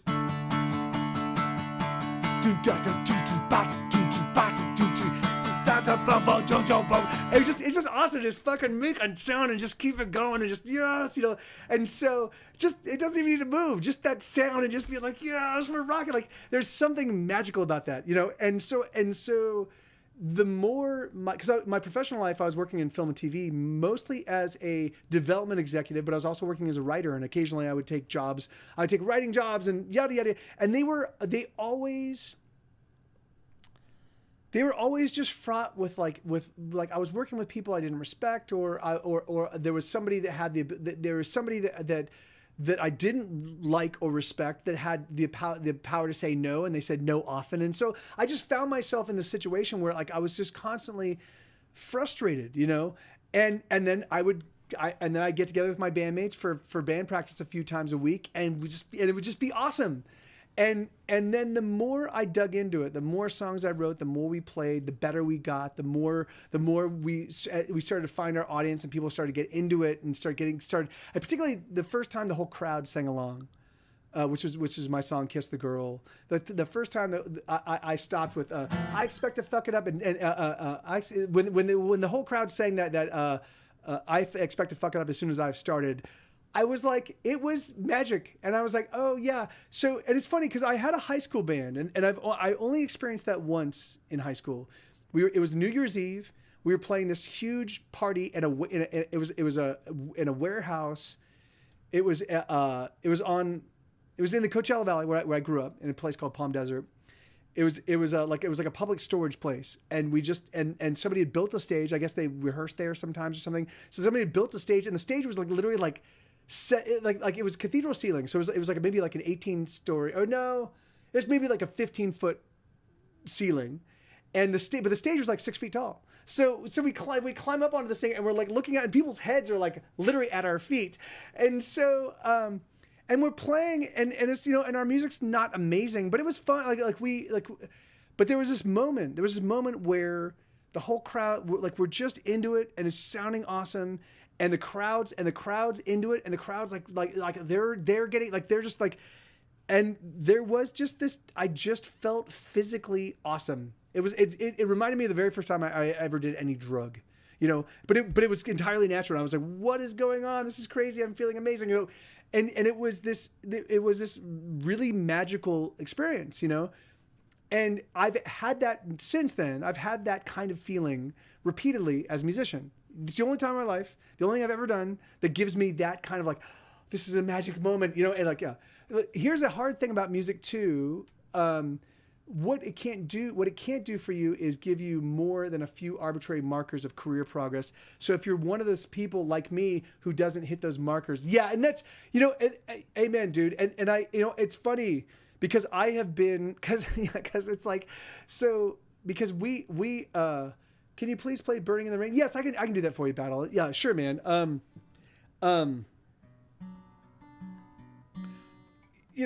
But just to end this conversation, so I can get back to playing music, there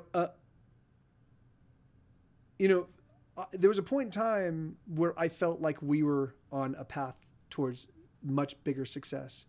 It definitely seemed like the whole world was expecting us to achieve much more significant success. We were voted the top one. We were one of the top 25 most crush-worthy bands by AllMusic.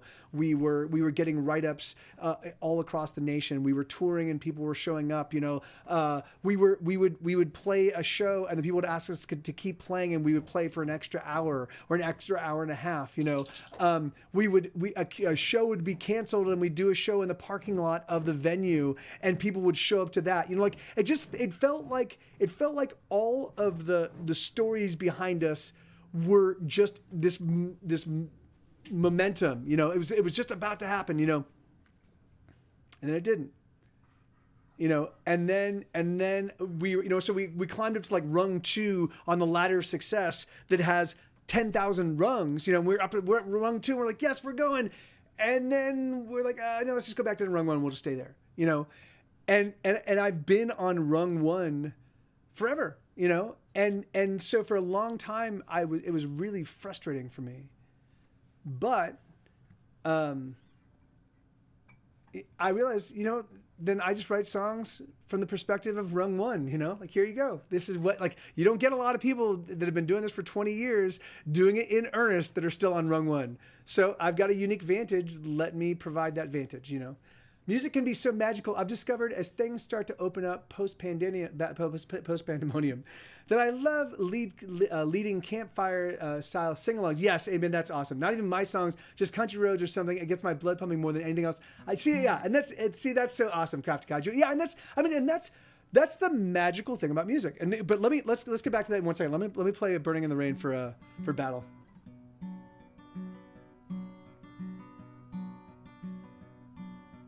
Rain. No, yeah, actually, I haven't played this one in a hot minute. Burning in the Rain. So.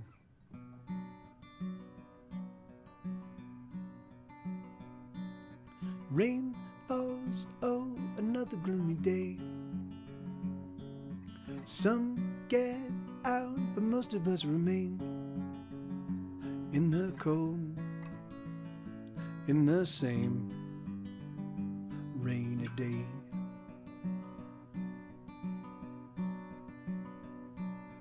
There's no song that we want to hear. Oh, rain falls, deafening our ears. The wind is sheer, and we remain in a rainy day. Oh, the fire in my heart is tearing me apart, and it's burning me down. And oh, the fire in my head is raging as it spreads, and it's burning me down, down, down. Rain, it pulls and gathers at our feet. The chill, it burns and we're left shivering. The clouds crowd in, drop freezing rain, another rainy day.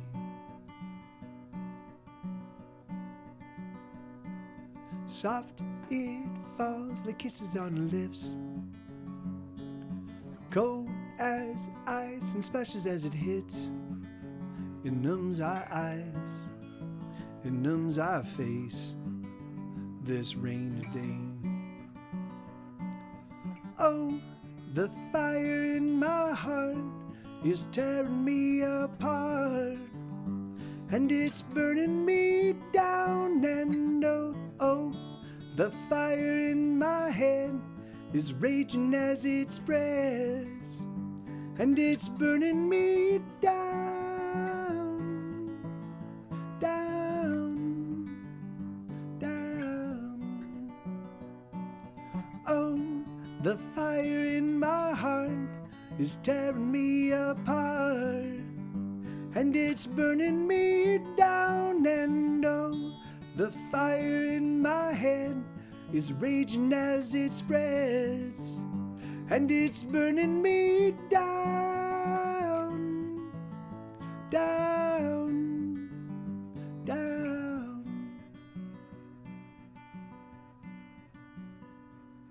Yeah, my pleasure, Battle. Yeah, amen, dude. I'm happy. I like that one. I haven't played that one in a long time, so thanks for that request. Yeah, so Okami, yeah, man, you know, like I feel you, dude. Hey, thank you, brother. Thank you so much. You know, actually, I don't know. I don't know why I just assume people's gender. And thank you, Crafty Kaiju.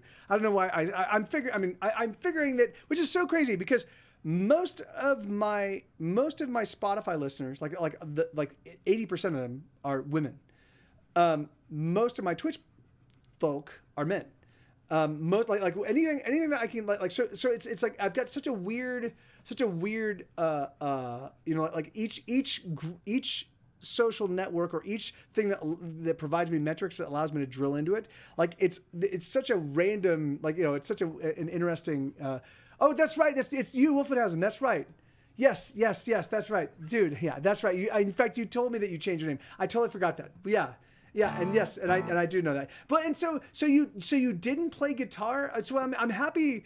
That's exciting, man. I'm happy to hear that you're playing again.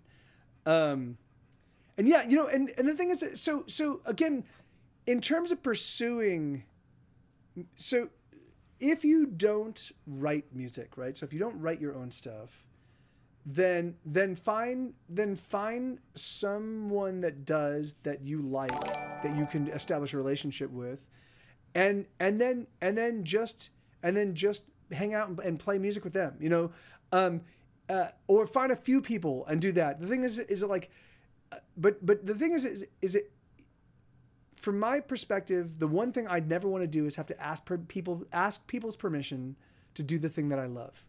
And every single time my life has been at its most desperate, its most painful, its most pernicious and most troubled, has been those moments where I feel like, or there is actively someone that is just putting their thumb on me in terms of being able to do the thing that I know I'm here to do, you know, which is write songs. And so there's a point in time when a record label was throttling our albums and didn't really want to put out a fifth record. And I was losing my mind. I didn't realize I had not read the contract in like 6 years. So I didn't realize there was an actual exit clause. So, yeah. Sorry. no worries are coming. And sorry about that. But I will make that connection from here. But, so, you know, and that almost killed me. You know, wait, like right now, those moments for me when I didn't have cake, like right now, oh yeah, sweetheart, I got you. I literally got you cookies. It's just the constant need for treats is just perpetual. It's like I can get her 10 treats and she's like, "Where's treat number 11? I need treat 11." No. The thing is, she doesn't eat them. She'll just hang on to them and not eat them. She'll just hoard them, and she'll open up the fridge and look at them. There's all my treats, and then she'll shut it. What the fuck? Really? God damn it. Okay. Let's get some more rock and roll in. But yeah. So again, if you guys are, if you're my patrons, if you're my patrons on Patreon, I am going to be reaching out to you, just because I'm posting a Patreon post today It's not gonna be attached with music or anything else. It's just me.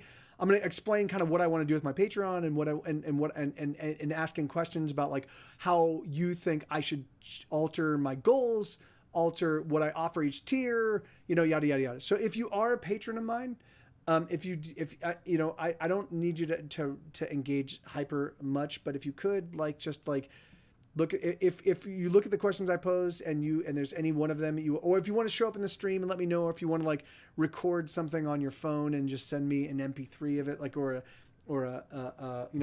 you've got an iPhone, what those MP4s or not MP4s, they're whatever they are. But what M4As or M4Vs or something like that. Send those, but yeah, I really am trying to. I've been stagnant for way too fucking long. It's killing me. So I need to do something. Something has to change, and I hope it's not me dying. That's the thing that to me feels the most I feel like right now, after getting hit by the car and then waking up and surviving, I was like, was I supposed to die there? And I was just like, fuck this noise. I'm not gonna die. Because the thing is, because I know at some point in time, I will be gone. And then all the people that knew me and liked my music, they used to pay attention. They used to they'll be like, oh shit, man. Mike died. Let's go. Let's just put on one of his records. Just listen. And there'll be an album they haven't heard, because they're not paying attention, and they're gonna be like, motherfucker, this is amazing. And then they're gonna find the others and be like, oh my god, these. Now some albums definitely are a lot more lackluster than others, but I mean, at least from an arrangement perspective, because once I moved from LA to Austin, I had to figure out how to make things sound cool. Before that, I was just a guitar player that played guitar and sang, and I would occasionally play piano. And then I started recording my own stuff in 2010, and I started adding piano and stuff like that. But I still didn't really know what the fuck I was doing, So I had to figure it out, And so there are some of those albums, where the production is a little bit lackluster. But I think it's important to have, anyways. It's important to have that. Okay, let's get back. So I've spent the past 45 minutes talking. So let's get back to rock and roll. So, what do we want to do? Are there any requests, or should I? Yeah. That's what I'm figuring. Or maybe they'll just want to lean into the sad just by listening to it and be like, oh, Mike's the guy that sings this is no longer here anymore. That's so sad, Oh, and by the way, it's really beautiful. It's really about how fucking miserably is it no one's paying attention to his music, which I'm doing. So I can't.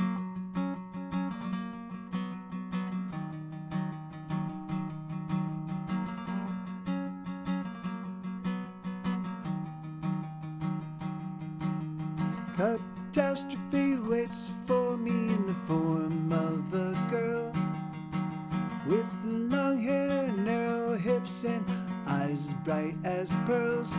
I know I'm a goner. I know I'm as good as Walking Dead. I know I'm a goner. I should have known as soon as she said, oh, I like your music and the way it fucks with my head.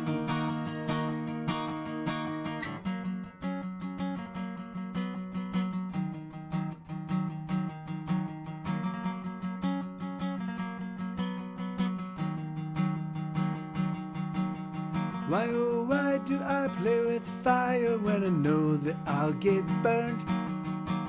All the scars that I've acquired, you'd think that I'd have learned. I know I'm a goner. I know I'm as good as burning ash. I know I'm a goner. I should have known as soon as she asked, why do all your songs sound happy but seem so sad?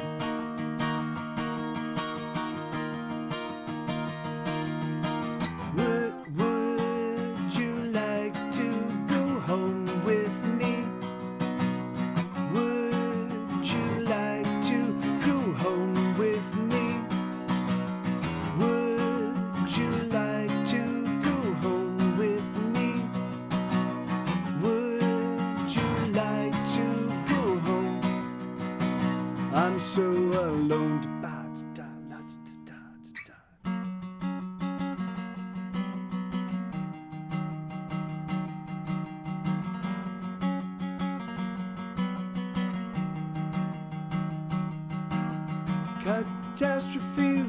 Catastrophe sleeps beside me in the form of a girl with long hair, naked flesh pressed against me outside the sleeping world.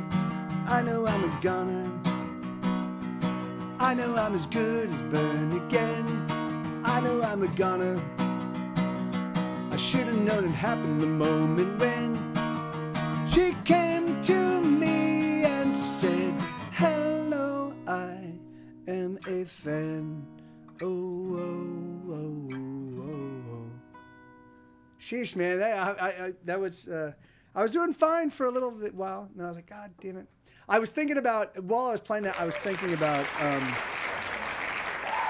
Facebook. You know, thank you, Bobcat. I was thinking about Facebook because this gets pushed to Facebook. You know, at least it gets pushed to the Get Set Go Facebook page. You know, and you know, there are I don't know, maybe a couple thousand or a few thousand, or maybe there's only 1,200. I don't know. Like there's like a handful of people like that follow Get the Band on Facebook. Hey, Fanakari, how you doing? Good to see you. And you know, but for whatever reason, there just doesn't seem to be that much Facebook engagement. You know, and it's weird to me. It's weird, like why? If I said but again, maybe it's just the way that I do stuff. Like I won't follow a band unless I want to know about what they're up to. So I follow Guided by Voices on Songkick. I follow the Dollar Rats just so I know when they're because they're friends and I love their music, and so I know when they're in town.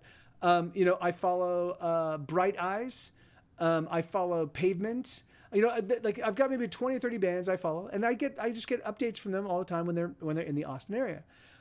If none of them, unfortunately, have ever posted that they do live streams, but if they did, I'd be like, fuck yeah, man! I post all the time that I'm doing a live stream. I don't post these my regular Twitch shows, but if I do a big show, if I do an Ursa live show, or if I've got like a big thing I'm doing on a Friday, or if I'm doing some event thing, I will post it. Hey, I'm doing this. In fact, I'm going to start doing that for the Great Night stuff as well, and for everybody else's stuff. But even so, it just doesn't seem to get, you know, I don't ever see anybody show up and be like, hey, I'm here from Bands in Town, or I'm here from Songkick, and that seems so weird to me. Like what a strange thing. Like why would you want it? Unless what I'm thinking is that maybe it's people that hate my music, hate me, and just want to know how to avoid me. And so they're like, you know, I fucking hate that band and that guy. Mike TV is such a fucking asshole. Fuck that guy. And then they're and they're just using those services to actively avoid me. That would make sense.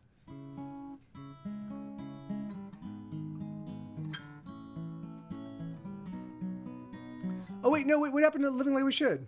Living Like We Should. What happened to that? Oh, I think I just canceled out of it. Sorry, Bobcat. I canceled out of it, thinking it was the song I just played.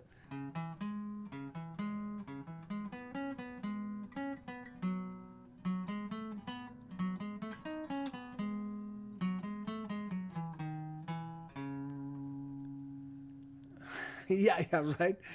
I am strong, are you strong? Maybe we can get along, build a life. There is nothing we can't try, just so long as we have you and I. Do you fear, do you fret? Have your worries happened yet? Put them down, take my hand and we'll surround all your fears and joy, all your fears with joy and happiness. There we go. Oh, we're running out of time. Put your hand in mine. Let's get to living like we should. And you're good, and we're good. So let's get to living like we should. Take a breath, just relax, open up and stretch your back. Here we are, in a moment that we share. We are here and here is everywhere. Oh, we're running out of time, put your hand in mine. And let's get to living like we should. And you're good, and we're good. So let's get to living like we should. Oh, you are beautiful, and this is another very lovely day. Oh, you are beautiful, and this is another very lovely day.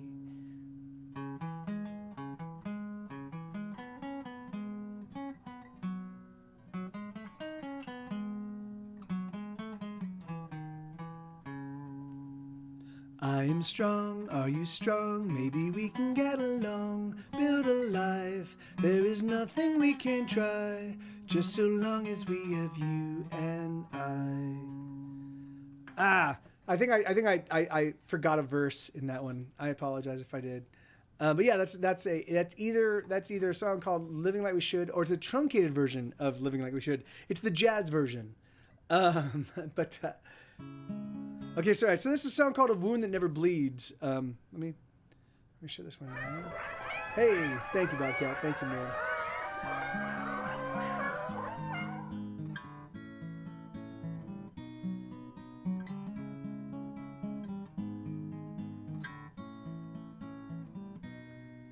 Oh, that's yeah. That is it is a song about a wedding anniversary. That's very funny. Battle for a Better Life.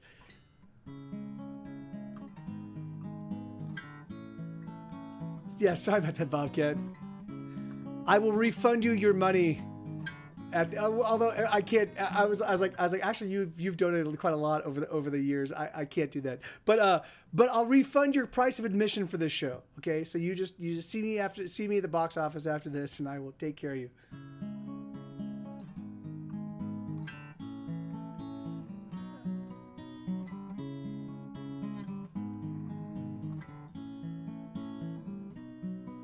I know you don't know me, but I know your face.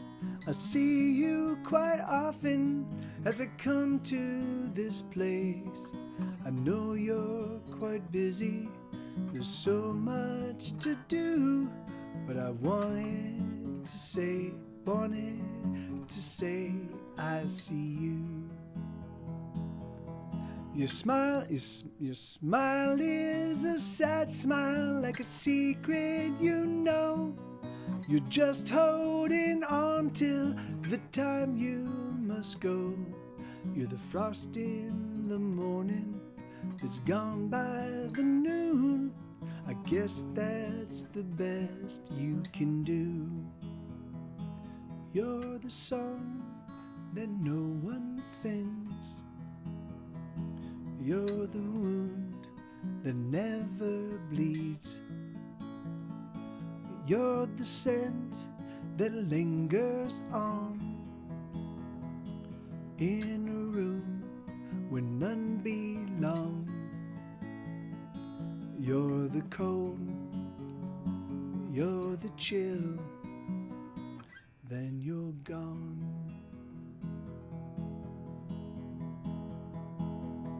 You move through the people like they are in there. The walls of your prison you take everywhere.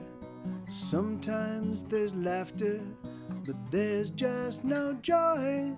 The cold is a cold that destroys. You're the song that no one sings. You're the wound that never bleeds. You're the scent that lingers on in a room where none belong.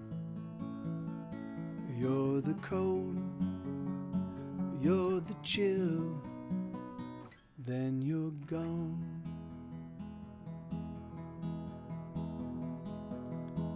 Oh, how do I know the things I know about you?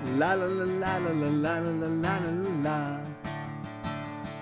Once I dreamed that I might live a significant life, but like in my dreams upon waking it seems that they die. Once I chance upon hope, but hope is a very long road, and with enough length and so little strength you will choke. But I will fight and I will die, for while I fight I am alive. So I say let it come down, and when it's all stacked against you, and when there's nothing you can do, oh, you can fight. So this is my tiny song. Soon enough it will be gone. Like a fierce butterfly, I take the windshield head on. Like a fierce butterfly, I take the windshield head on. Yeah, hell yeah, that's a song called Fierce Butterfly. Yeah, I can do Bring It On. Bring It On. Let me do this. All right, yeah, I'm tired. Oh, sorry. So let's type a song. Bring It On. Hey, Helix, thank you, man. Yeah, so we don't have a lot of time left. We don't have there's not a lot of time left for this next Kickstarter. It's gonna be sad because I am guesting on Great Night on July 5th, on Tuesday, July 5th. But that'll be a couple days after the end of the Kickstarter. So if you know anybody that is a big Get Set Go fan, now is a great time to actually pick up this newest songbook. Is going to be equally as awesome as Here Be Dragons. It's going to be a little bit. I'm spending a little bit more time on the actual album, or on the actual book, on each song, because that album was a very unique one for me, because it was the very first time where I decided to put out an album where I just played everything, and I and I wasn't very skilled at arranging. And I wasn't I wasn't very skilled at playing. I don't even know if there is any bass on it, but if I was bass, I'd probably use the left hand of the piano. It was just an album that was cobbled together because I really wanted to showcase the fact that I could do this on my own, and I wanted to force myself to be like, all right, I'm in Austin. This is what I do now. This is so. So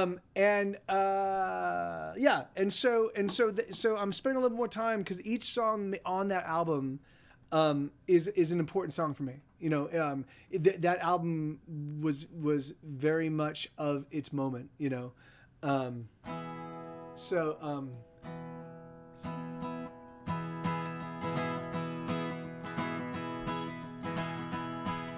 Sit down and let me tell you a story. This is a song about two friends of mine whose story now begins. Oh, let's go back 8 years ago. Go back 8 years ago to Missoula, Montana. Oh, deep in the snow. Oh, let's let them tell the story. All right, let me just do that again. I think this. Sit down and let me tell you a story. This is a song about two friends of mine whose story now begins. Let's go back 8 years ago to Missoula, Montana. Oh, knee deep in the snow. Oh, let's let them tell the story.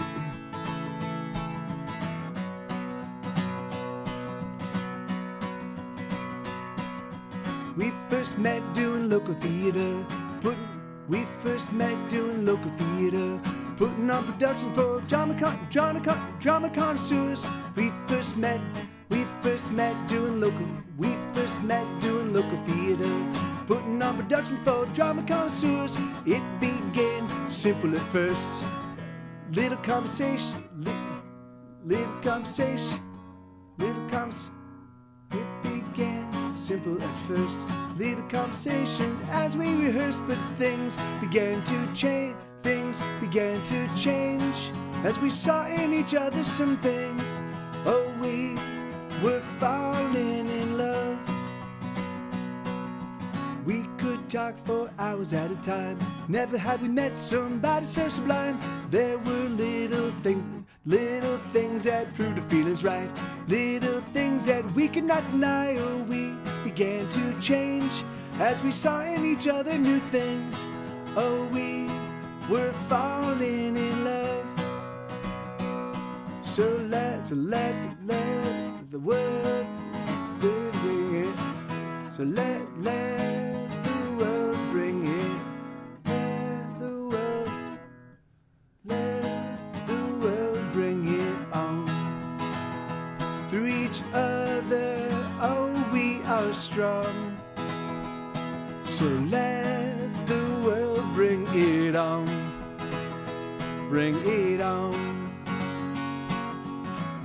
We lived together right from the start. And in the beginning, oh, things were quite hard. My apartment had nothing, no, nothing at all. And while Curtis worked, oh, Heidi did school and things, they never changed. No matter how tough things became, we had fallen in love. Let the world bring it on. Through each other, oh, we are strong. So let the world bring it on. Bring it on. Oh, now, oh, we're married with a house and 2 dogs and our friend Mike TV. He can visit when he wants. So come sing for us. Come sing for us, Mike TV.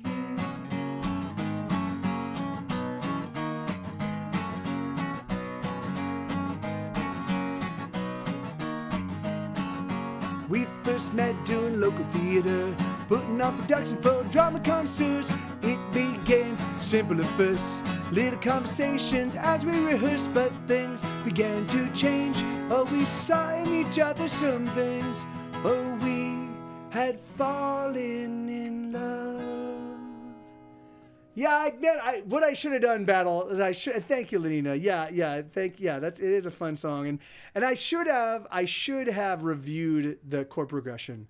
I was like, oh, I got this. No, it actually turns out that everything cadences, the lyrics cadence in weird spots, and the chords, and there's a lot of moving chords. So, but yeah, I got through it. That wasn't too terrible. If you request it again over the next few days, it'll be a lot more solidified. So.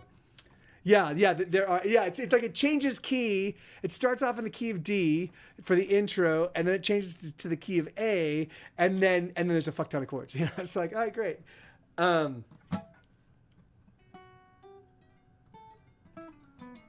yeah, no, it's not. But it just changes keys is the big thing, and then it uses all the chords in the key of A except for the diminished chord. But not even the key of A. Whatever the key. It's in the key of C sharp. C sharp major.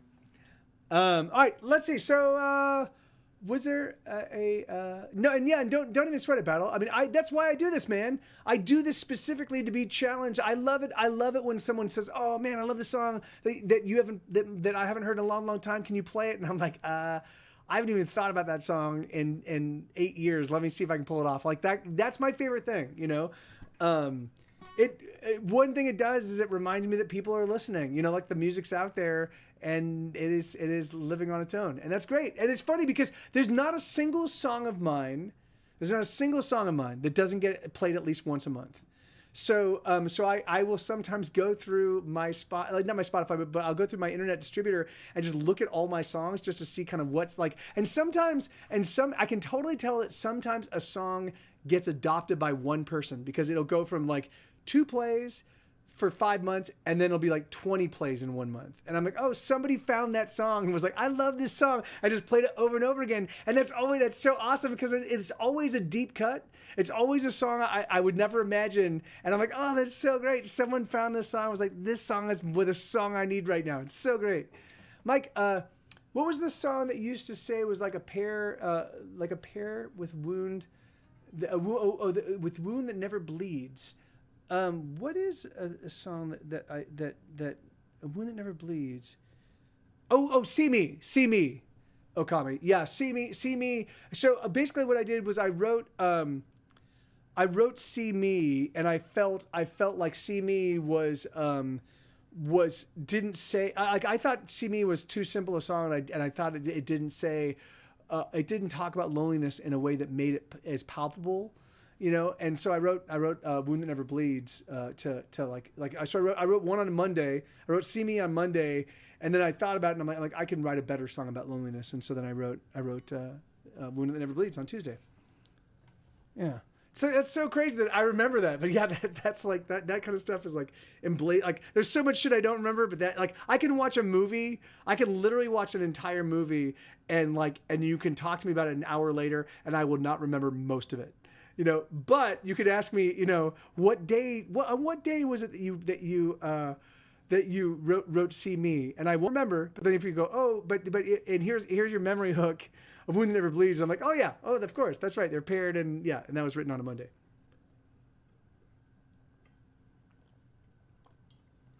It's so crazy the way memory works. Okay,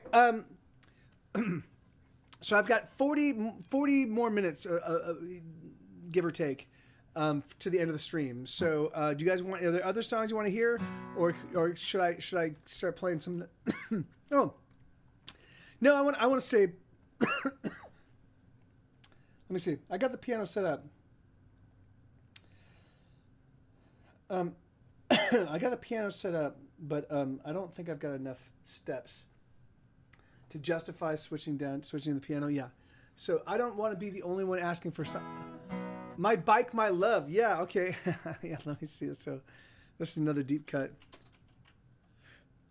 This is one that I almost didn't put on the album. Yeah, sure, I can do Flee the Sickness as well. But Bobcat, can you throw that in the request queue? This is one I almost didn't put on the album, but Schmed and I had so much fun arranging it that I was like, fuck it, let's do it. So I do. Boone, in fact, Boone is going to be joining me on my podcast over the next few weeks. He's going to do a song and join me in that whole thing. But bum bum ba-dum bum bum bum bum ba-dum bum bum bum bum ba-dum bum bum bum bum bum bum bum ba-dum ba-da-dum bum ba-dum bum ba-dum bum ba-dum bum bum bum bum. I love my bike, I love her so, I love her like a girl. I love to take her out.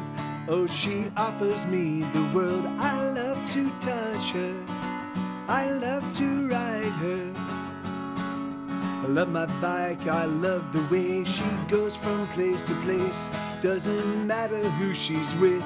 Oh, she always wants to race, and I race with her. I race on her. Oh, my bike, she is so beautiful, beautiful. And my heart is palpitating. And someday I'm gonna marry her. Just as soon as people stop discriminating. Bum, bum, ba-dum, bum, ba-dum. Bum ba-dum bum ba-dum bum ba-dum bum bum bum bum bum. I love my bike, I always have in oh so many ways. I love to shift her gears, oh she never pulls away. I love to touch her, I love to ride her. Oh my bike, she is so beautiful. And my heart is palpitating. and someday I'm gonna marry her. Just as soon as people stop discriminating. There we go. Let us roll, let us roll. Let us roll, let us roll. Let us roll, let us roll. Let us roll, let us roll. I love my bike, I love her so. I love her like a girl. I love to take her out. Oh, she offers me the world. I love to touch her. I love to ride her. Yeah, Battle. So I don't know. Can you hop over to my Twitch and grab that Discord link? Because yeah, so the only place the podcast exists until July 5th. On July 5th, the podcast is going to go live on RSS feeds, and then I have to wait for it to be live on RSS feeds before I can then submit it to Spotify and Apple Music and all that. So it's going to be a soft launch. So July 5th is sort of the soft launch, and then I'm going to do a. They're not on Facebook. Oh no, they're on YouTube. They're on YouTube. Yeah. Battle is on YouTube, Lenina. Yeah, that would be awesome. If you could. Or, hold on. Battle. Lenina will hop over to you. Thank you for that. That's awesome. Yeah, you can, and if you guys are not part of my Instagram, if you're not following me on Instagram, I'm doing a huge push.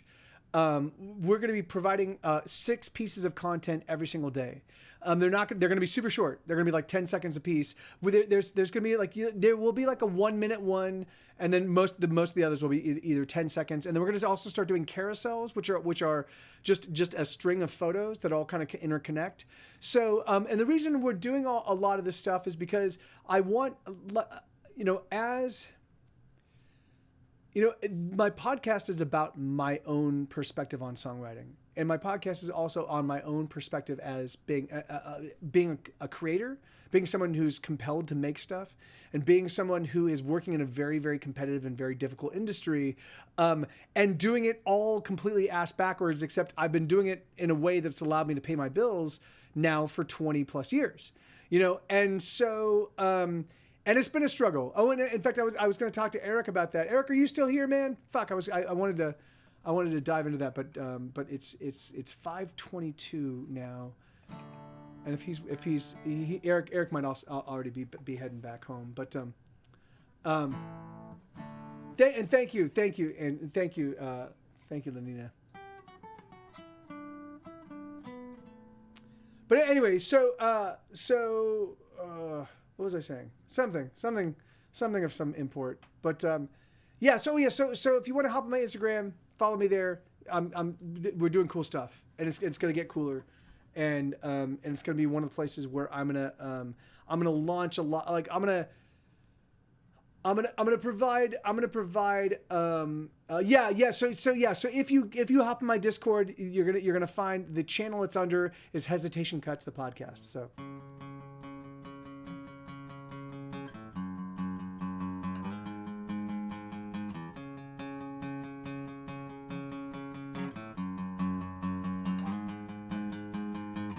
I've been looking for a way back in, said the prostitute to the comedian.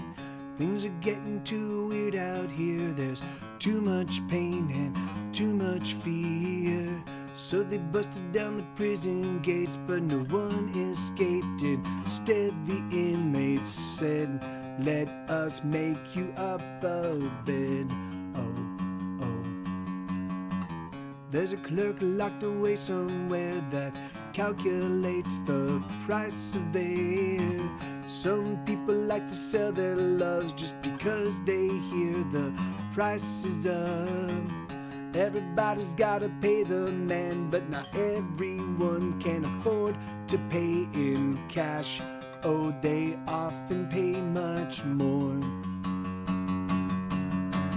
If you're beaten every day, you won't feel a thing. If you're lied to every day, you won't hear a thing.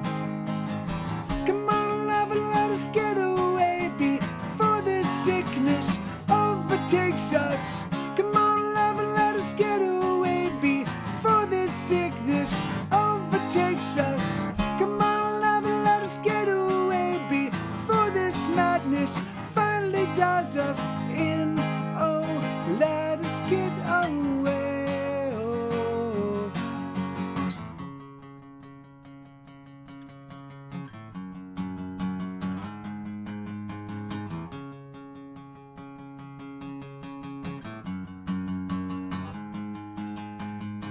The price of kids is much too high, said the leaders on the left and right. We don't like the music anyhow, it's too damn fast and too fucking loud. So they aimed the 40 million guns, and with a smile they said you better run.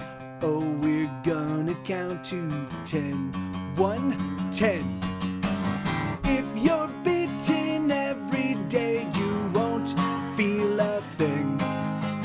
If you're lied to every day, you won't hear a thing. If you're blind, how can you see? You won't see a thing. Come on, love, and let us get away before this sickness overtakes us. Come on, love, and let us get away before this sickness overtakes us. Come on, love, and let us get away before this madness finally does us in. Oh, let us get away. Oh.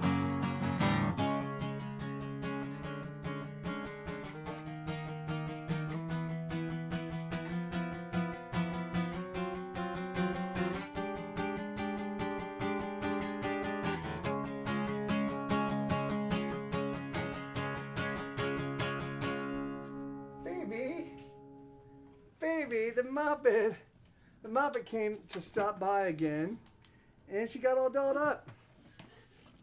She got all dolled up. Did you, baby? Let's see. Let's say hello. Oh, there she is. There's the little Muppet. Hey, baby. Hey, baby. Hey. Oh, there she is. There she is. Hi. She's all dolled up. Yes, you are, aren't you? Yes, you are. Oh, here. All right. Can you make it down the stairs? Oh, no, Sue. No.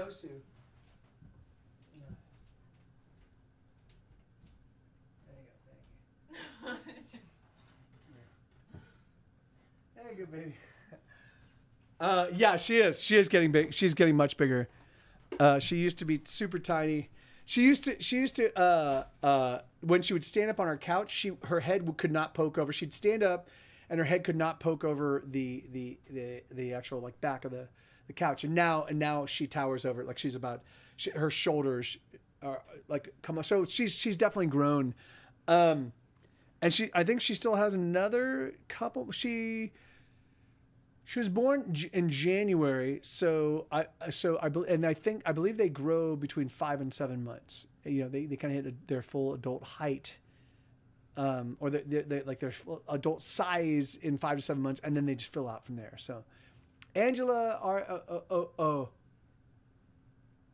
are you there? You have just put that's where you can find the podcast and. So yeah, so if you click on that link, Battle, if you click on that link that Angela put in the comments section on my YouTube, if you click on that link, it'll take you to Discord. Now you don't have to install the app on your phone. You don't have to join up with Discord. I think you do have to create an account. So you have to, like, if you have a dummy email and you want to use that, but like you can create an account, then you can just via your web browser, you can hop into my community, which is my Discord server. And then the channel is called Hesitation Cuts the Podcast. So if you just go into my server, so the Mike TV Live server, there's going to be a list on the left-hand side. There's going to be a whole bunch of lists of channels in that server, and so it starts with news. And I think the next one is Hesitation Cuts the Podcast. So it goes news, then Hesitation Cuts the Podcast. Click on that one and you'll find them. In fact, let me just do this real quick while you guys, because I need to upload, or maybe did I give you all the final episodes? I think I did, but maybe I didn't. Let's see. I know I intended to. Hesitation Cuts the Podcast. Let me see. Yeah, it is the next one. Okay, I didn't. Here, I'm gonna give. These are the final versions, and these final versions are there. So I would not recommend, if you've already listened to it, and you like what you've heard. What? How are they too powerful? They're MP3s. Okay. Okay, episode 1. Hold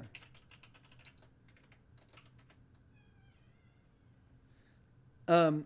So if you like what you heard and you're not into listening to it again, do not do so.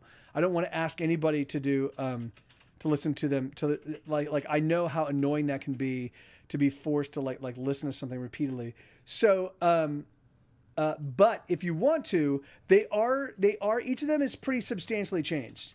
And I wanted to, and I still might before I launch it. I wanted to, I might want to do a little bit of editing. I made the Fierce Butterfly story in the very first cold open. I changed that a little bit. I think I might want to also change weight, the introduction of weight, and give it a little bit more gravitas, give it a little bit more connective tissue to the rest of the episode. Everything else feels pretty good for me. Then Lemonade and Crazy Ideas episodes 2 and 3. I think those are totally fine. I would change things. I would change things at some point if I was like, if I knew my life depended on putting out the perfect podcast I possibly could. But I think that they're good enough that I don't want to keep tinkering with them. So, yeah. And thank you, Elix. Thank you, man. So yeah, so that's where you can find, and Elix just pinned them, so you should be able to find them, no problem. So. Episodes 1, 2, and 3. Okay, the link isn't showing up. What do you mean? Oh, she didn't leave the link. Oh, you can't. Awesome, Finocry. Well then here. So battle. Let's do this. Let's How do I get here? Maybe I can make it available. Let me see. YouTube. Good set go.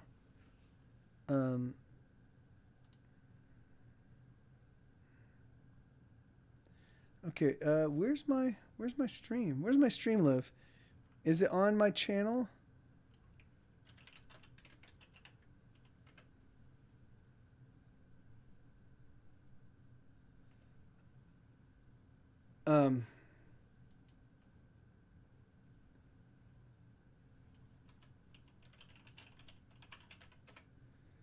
Maybe it's on. Where does my stream live? Where does this stream live? Oh yeah, there, it's right here. Yeah, okay, yeah, it does live. It does live on the Get Set Go music page. Okay, so how do I get in here? Okay, let me see. And maybe I can put it here. So let me see. So here, let me grab this, copy. Okay, here you go, Battle. This may do it. Yes. Did that work? That's me. Yeah.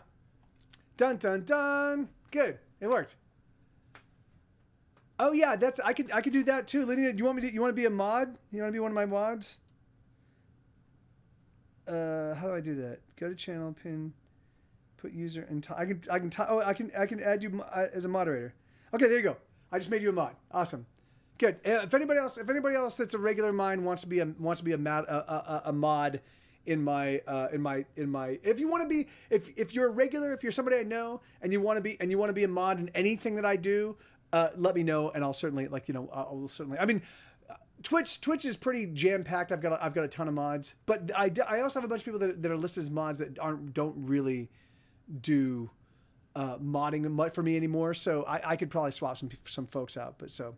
But yeah, I mean, if particularly if it's something if you really like being in the stream, and you want the responsibility of being a mod, like the thing is like fuck yeah, man, like that's awesome. So I can be a mod, but I don't usually watch through YouTube. Yeah, of course. The thing is like, hey Insomniac, how you doing, man? Good to see you. Yeah, I mean, the thing is that like I would have to wait on that one, dude. Just because of the history with my current mods. You know, like I love you, brother, but you know, but I think that I'd have to get them. I'd have to talk to them and get them to sign off on it. But just because, you know, but I do think that the way that we have been, all of us have been interacting, you know, since the conversations that we had, it's been awesome. So but yeah. Okay, yeah, okay. I know where Insomniac agree. Yeah, okay, yeah. All right, well, that's great to know, Fanakri. Awesome. Yeah. I mean, yeah. So anybody that you know that I know and love, you know. So all right, so let's see. So okay, so I've got 25 minutes left. Let's do some new. Let's do some new material. Let's do some new rockers. Just to I'll do ultrasonic and some of the and I'll do the damage that I do. I'll do the damage that I do as an acoustic version. See if that.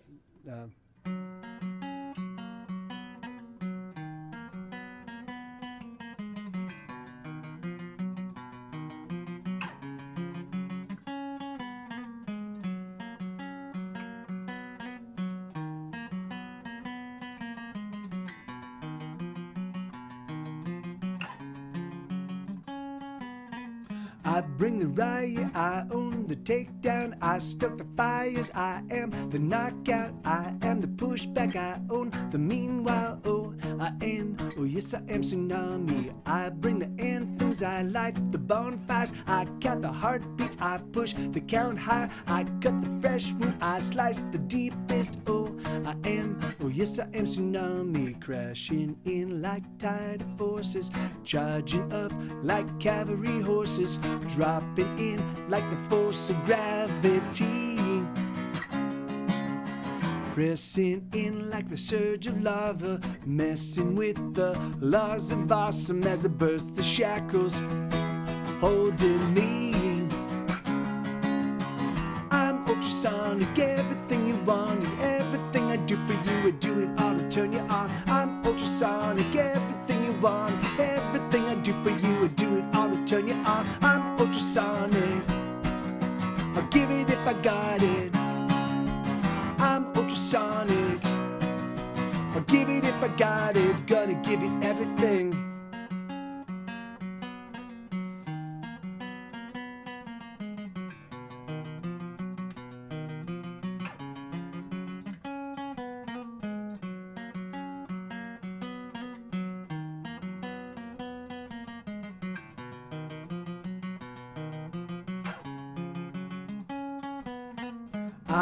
I am the landslide, I bring the wildfire, I sing the true songs that catch the loose sky, I beat the heartbeat, I pound the rhythm, yes I am Tsunami, surging up like rising mountains, blasting forth like a raging fountain, coursing in with the fury of the storm,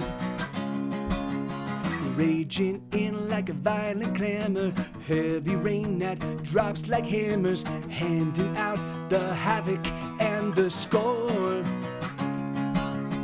I'm ultrasonic, everything you want and everything I do for you, I do it all to turn you on. I'm ultrasonic, everything you want, everything I do for you, I do it all to turn you on. I'm ultrasonic, give it if I got it. I'm ultrasonic, I'll give it if I got it. They can't slow me down, they can't wear me out. There's no road too far, there's no tearing down. They can't hold me back, they can't slow me down.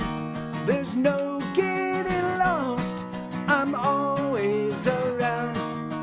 I'm ultrasonic, everything you want and everything I do for you, I do it all to turn you on. I'm ultrasonic, everything I want, everything I do for you, I do it all to turn you on.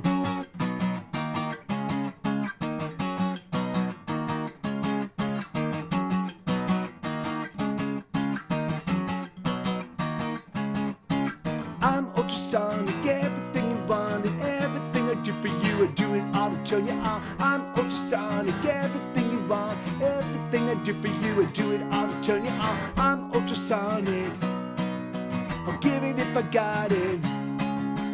I'm ultrasonic, I'll give it if I got it. Gonna give you everything. What is I feel like I'm babysitting a 6-year-old version of myself every time oh yeah, that's yeah, that's thank you, Bobcat. Yeah, that's a fun one. I want to do the damage that I do. I want to try this one. Oh, hold on. It's not good. So that one was played. The damage that I do. Thank you, Lenina. All right, so this is a song called "The Damage That I Do." This one I usually play on the electric, but I didn't set up the electric. I did set up the piano, but I'm really behind on steps. Today. What happened? I had a phone conversation with a buddy of mine, a really fucking phenomenal guy, and he's a spectacular musician.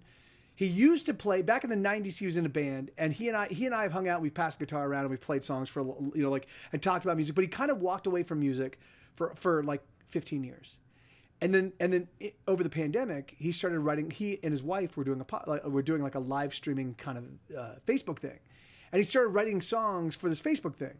And he started having fun writing songs, and so he started writing more songs. And so this year he's written 70s. What?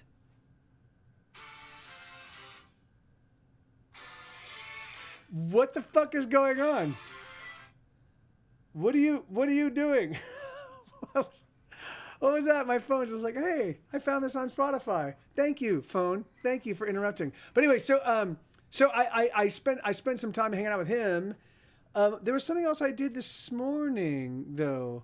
We got up a little bit late. We walked the dogs. I got to working. There was some interruption though. I forget what. But anyway, so yeah, so I've been behind the 8 ball all day. Like I've just been racing to catch up, but so I haven't gotten any steps in. I try to walk at least 7 miles. I was trying to walk 10 miles every single day. That just proved a little bit difficult. It was just tough for me to pull off a full 10 miles. So I've been walking between 7 and 10. Sometimes I get 10, mostly I get 7. But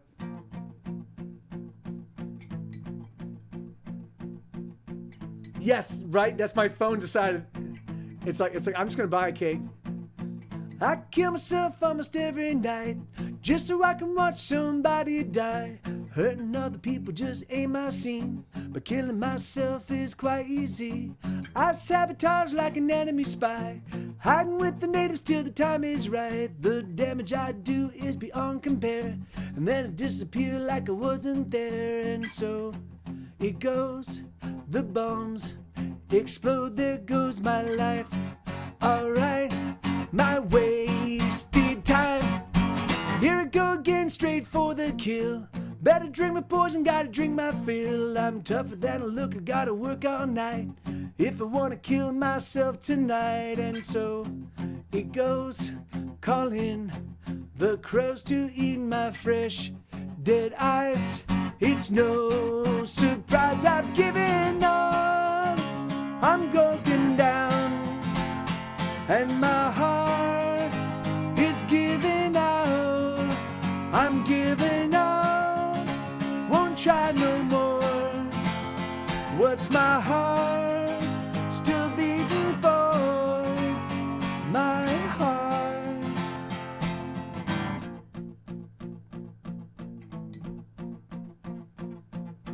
I hurt myself almost every day, but in little ways, so I can't complain. Little wounds are left to bleed, soon there won't be much left to me.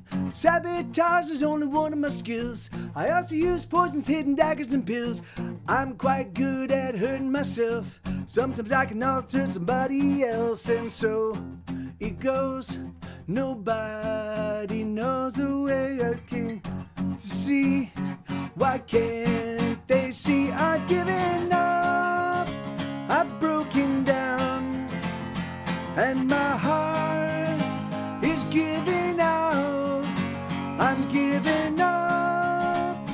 try no more.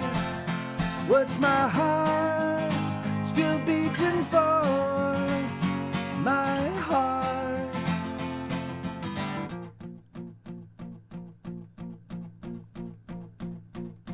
I know it's draconian to say I want to die, but the struggle can't just suck it. Fuck the struggle, motherfuck it. I'm so sick, don't wanna fight. My heart. I kill myself almost every night just so I can watch somebody die. Hurting other people just ain't my scene, but killing myself is quite easy. And so it goes, the bombs explode, there goes my life. Alright, my wasted time. Yeah, that's a song called The Damage That I Do. And Let's Make Thunder. Hey, thank you. Okay, so I've got 14 minutes left. 14 minutes. So I can play this one, and then I'll have about 10 minutes left, which means I can play one, maybe two more. So if there's a song, if you're like, fuck, I really want to hear this song, but I'm afraid to tell Mike because I'm afraid he's going to chew me out, chew my hand off. I won't. I promise. I've already eaten. I'm full. I don't need any food.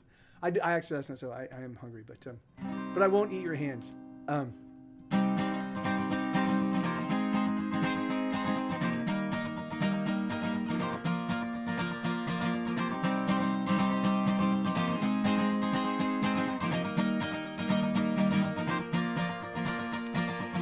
my lover, let's make thunder. Let us shake firmament.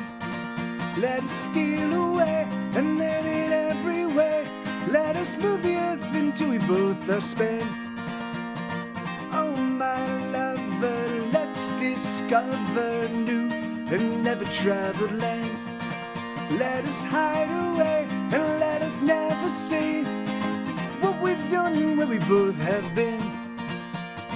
Oh, you are so beautiful to me. Oh, you are so beautiful to me. You're beautiful, my darling.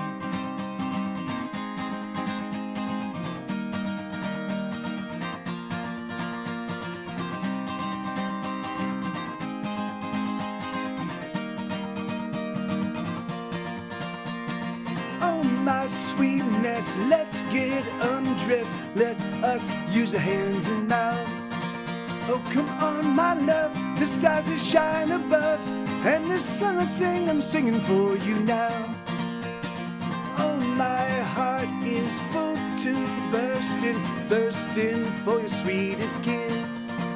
And if I don't see some sort of sweet relief, my body's gonna claim your perfect lips. You are so beautiful to me. Oh, you are so beautiful to me. You're beautiful, my darling.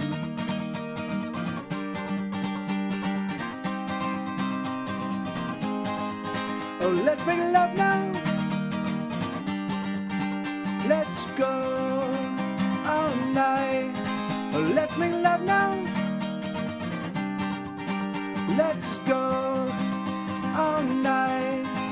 All right. Oh, my lover, let's make thunder. Let us shake the firmament. Let us steal away and let it everywhere. Let us move the earth until we both are spent. Oh, my lover, let's discover new and never traveled lands. Let us hide away and let us never see what we've done, where we both have been. Oh, you are so beautiful to me. Oh, are so beautiful to me. You're beautiful, my darling. Hell yeah. Dankeschön. All right, so okay, so I've got now 10 minutes. Time enough for one, maybe two more. Thank you, Bobcat. Thank you. That was Crazy Kaiju was talking about that just earlier today about campfire sing-alongs. Crafty Kaiju. Jesus Christ.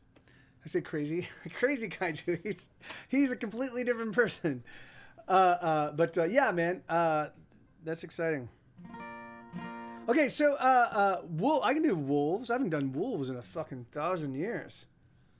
Wolves.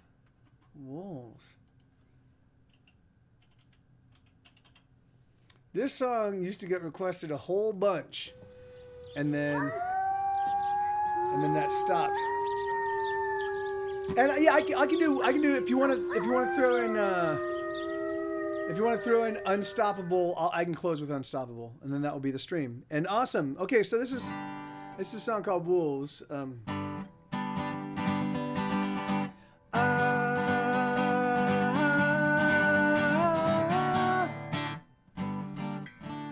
Again.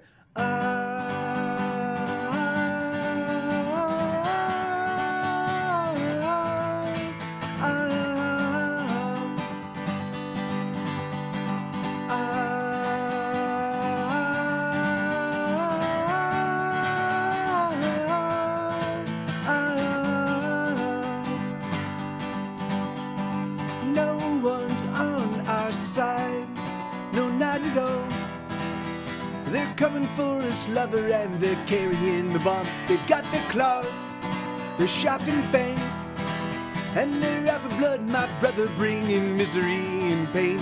But no one cares, they simply look away and hide their face while the wolves are closing in. We're never gonna make it, but we're never giving in.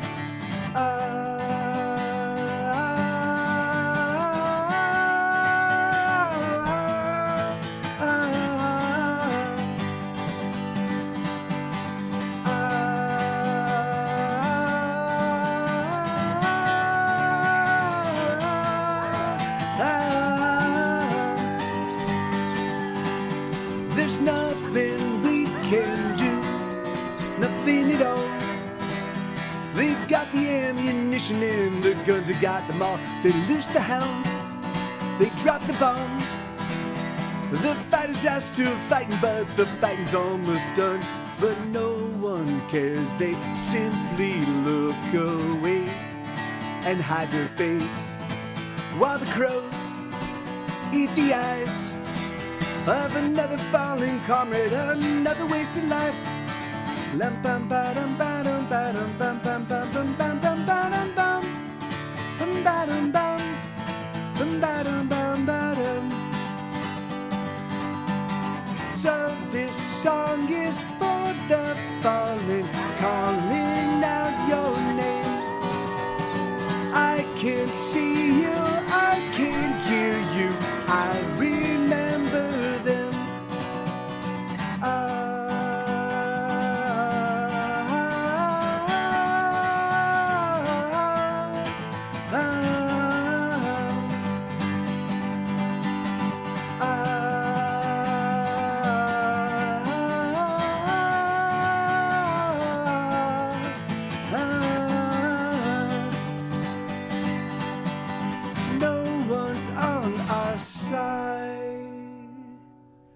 Hell yeah, I haven't played that one in a long time. That's a fun one.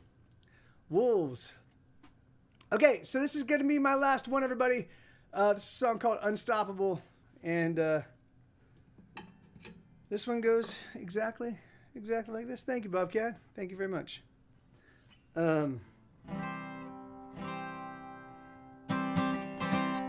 no.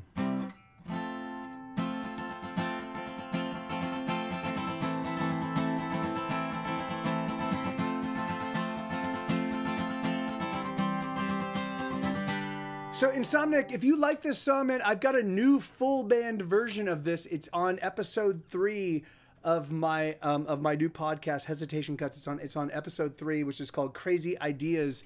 Yeah, and you should check it out.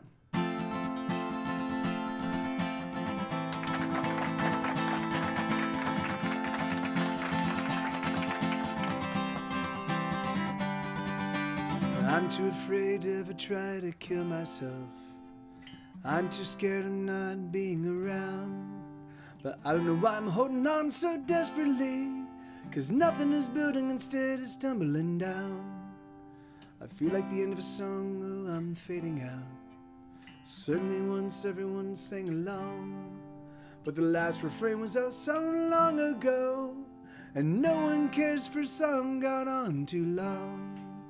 So let's say goodbye. Remember me to your family. Oh, hold on tight to the memory of when we used to be thicker than thieves and larger than life, like demigods out of Bacchanal, with fire in our hearts and stars in our eyes. We were fucking unstoppable. So let's say goodbye. Remember me to your family. Oh, hold on tight to the memory of what used to be.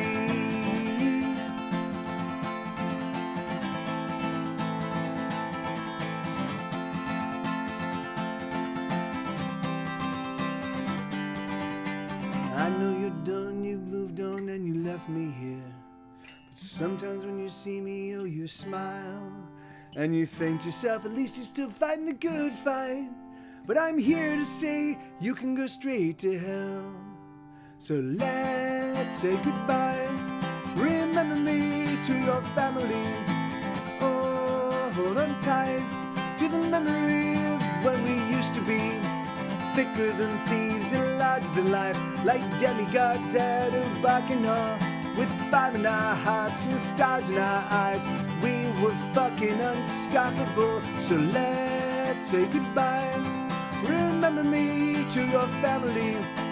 Oh, hold on tight to the memory of what used to be.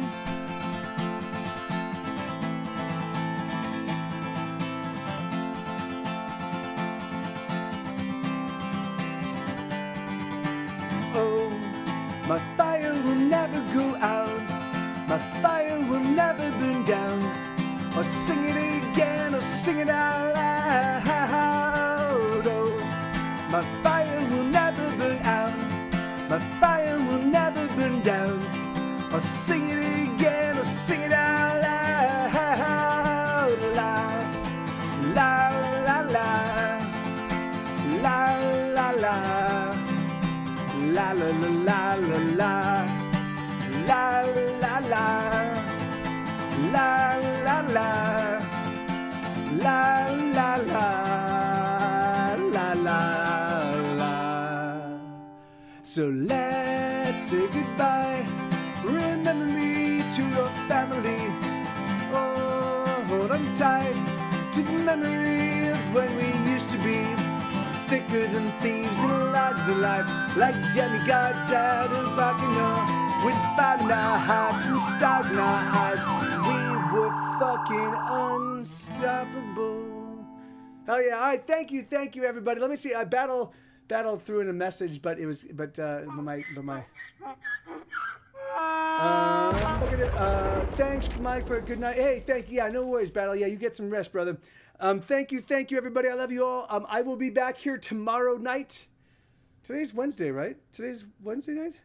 Today's Wednesday. Yeah, so I'll be here tomorrow night, and I'll be here on Friday night. Rock it out. So thank you guys. And again, so if you're a patron, I'm going to be posting something later this evening. I would love it if you guys could just give me a little bit of feedback in terms of like I'm trying to suss a bunch of stuff out. If you're not a patron of mine, why not? Like it's nothing. It's very little. It's less than a cup of Starbucks coffee a month. And you get so much, and you get like you put you right in the front seat of everything I'm doing. So hop on my Patreon, dagnabbit. I love you. Okay, yeah, no, yes, of course. No worries, Bobcat. You're doing dinner with your dad. And I Insomniac. reach out to me via Discord or reach out to me via my email, getsetgoer@gmail.com, and let me know what you want, and I can send you those lyrics. So that's awesome, man. Well, then say hello to your dad for me, and hopefully we see you on Friday. All right, I love you guys. I love you all, and I'll see you all very soon. So cheers. Thank you. Adios.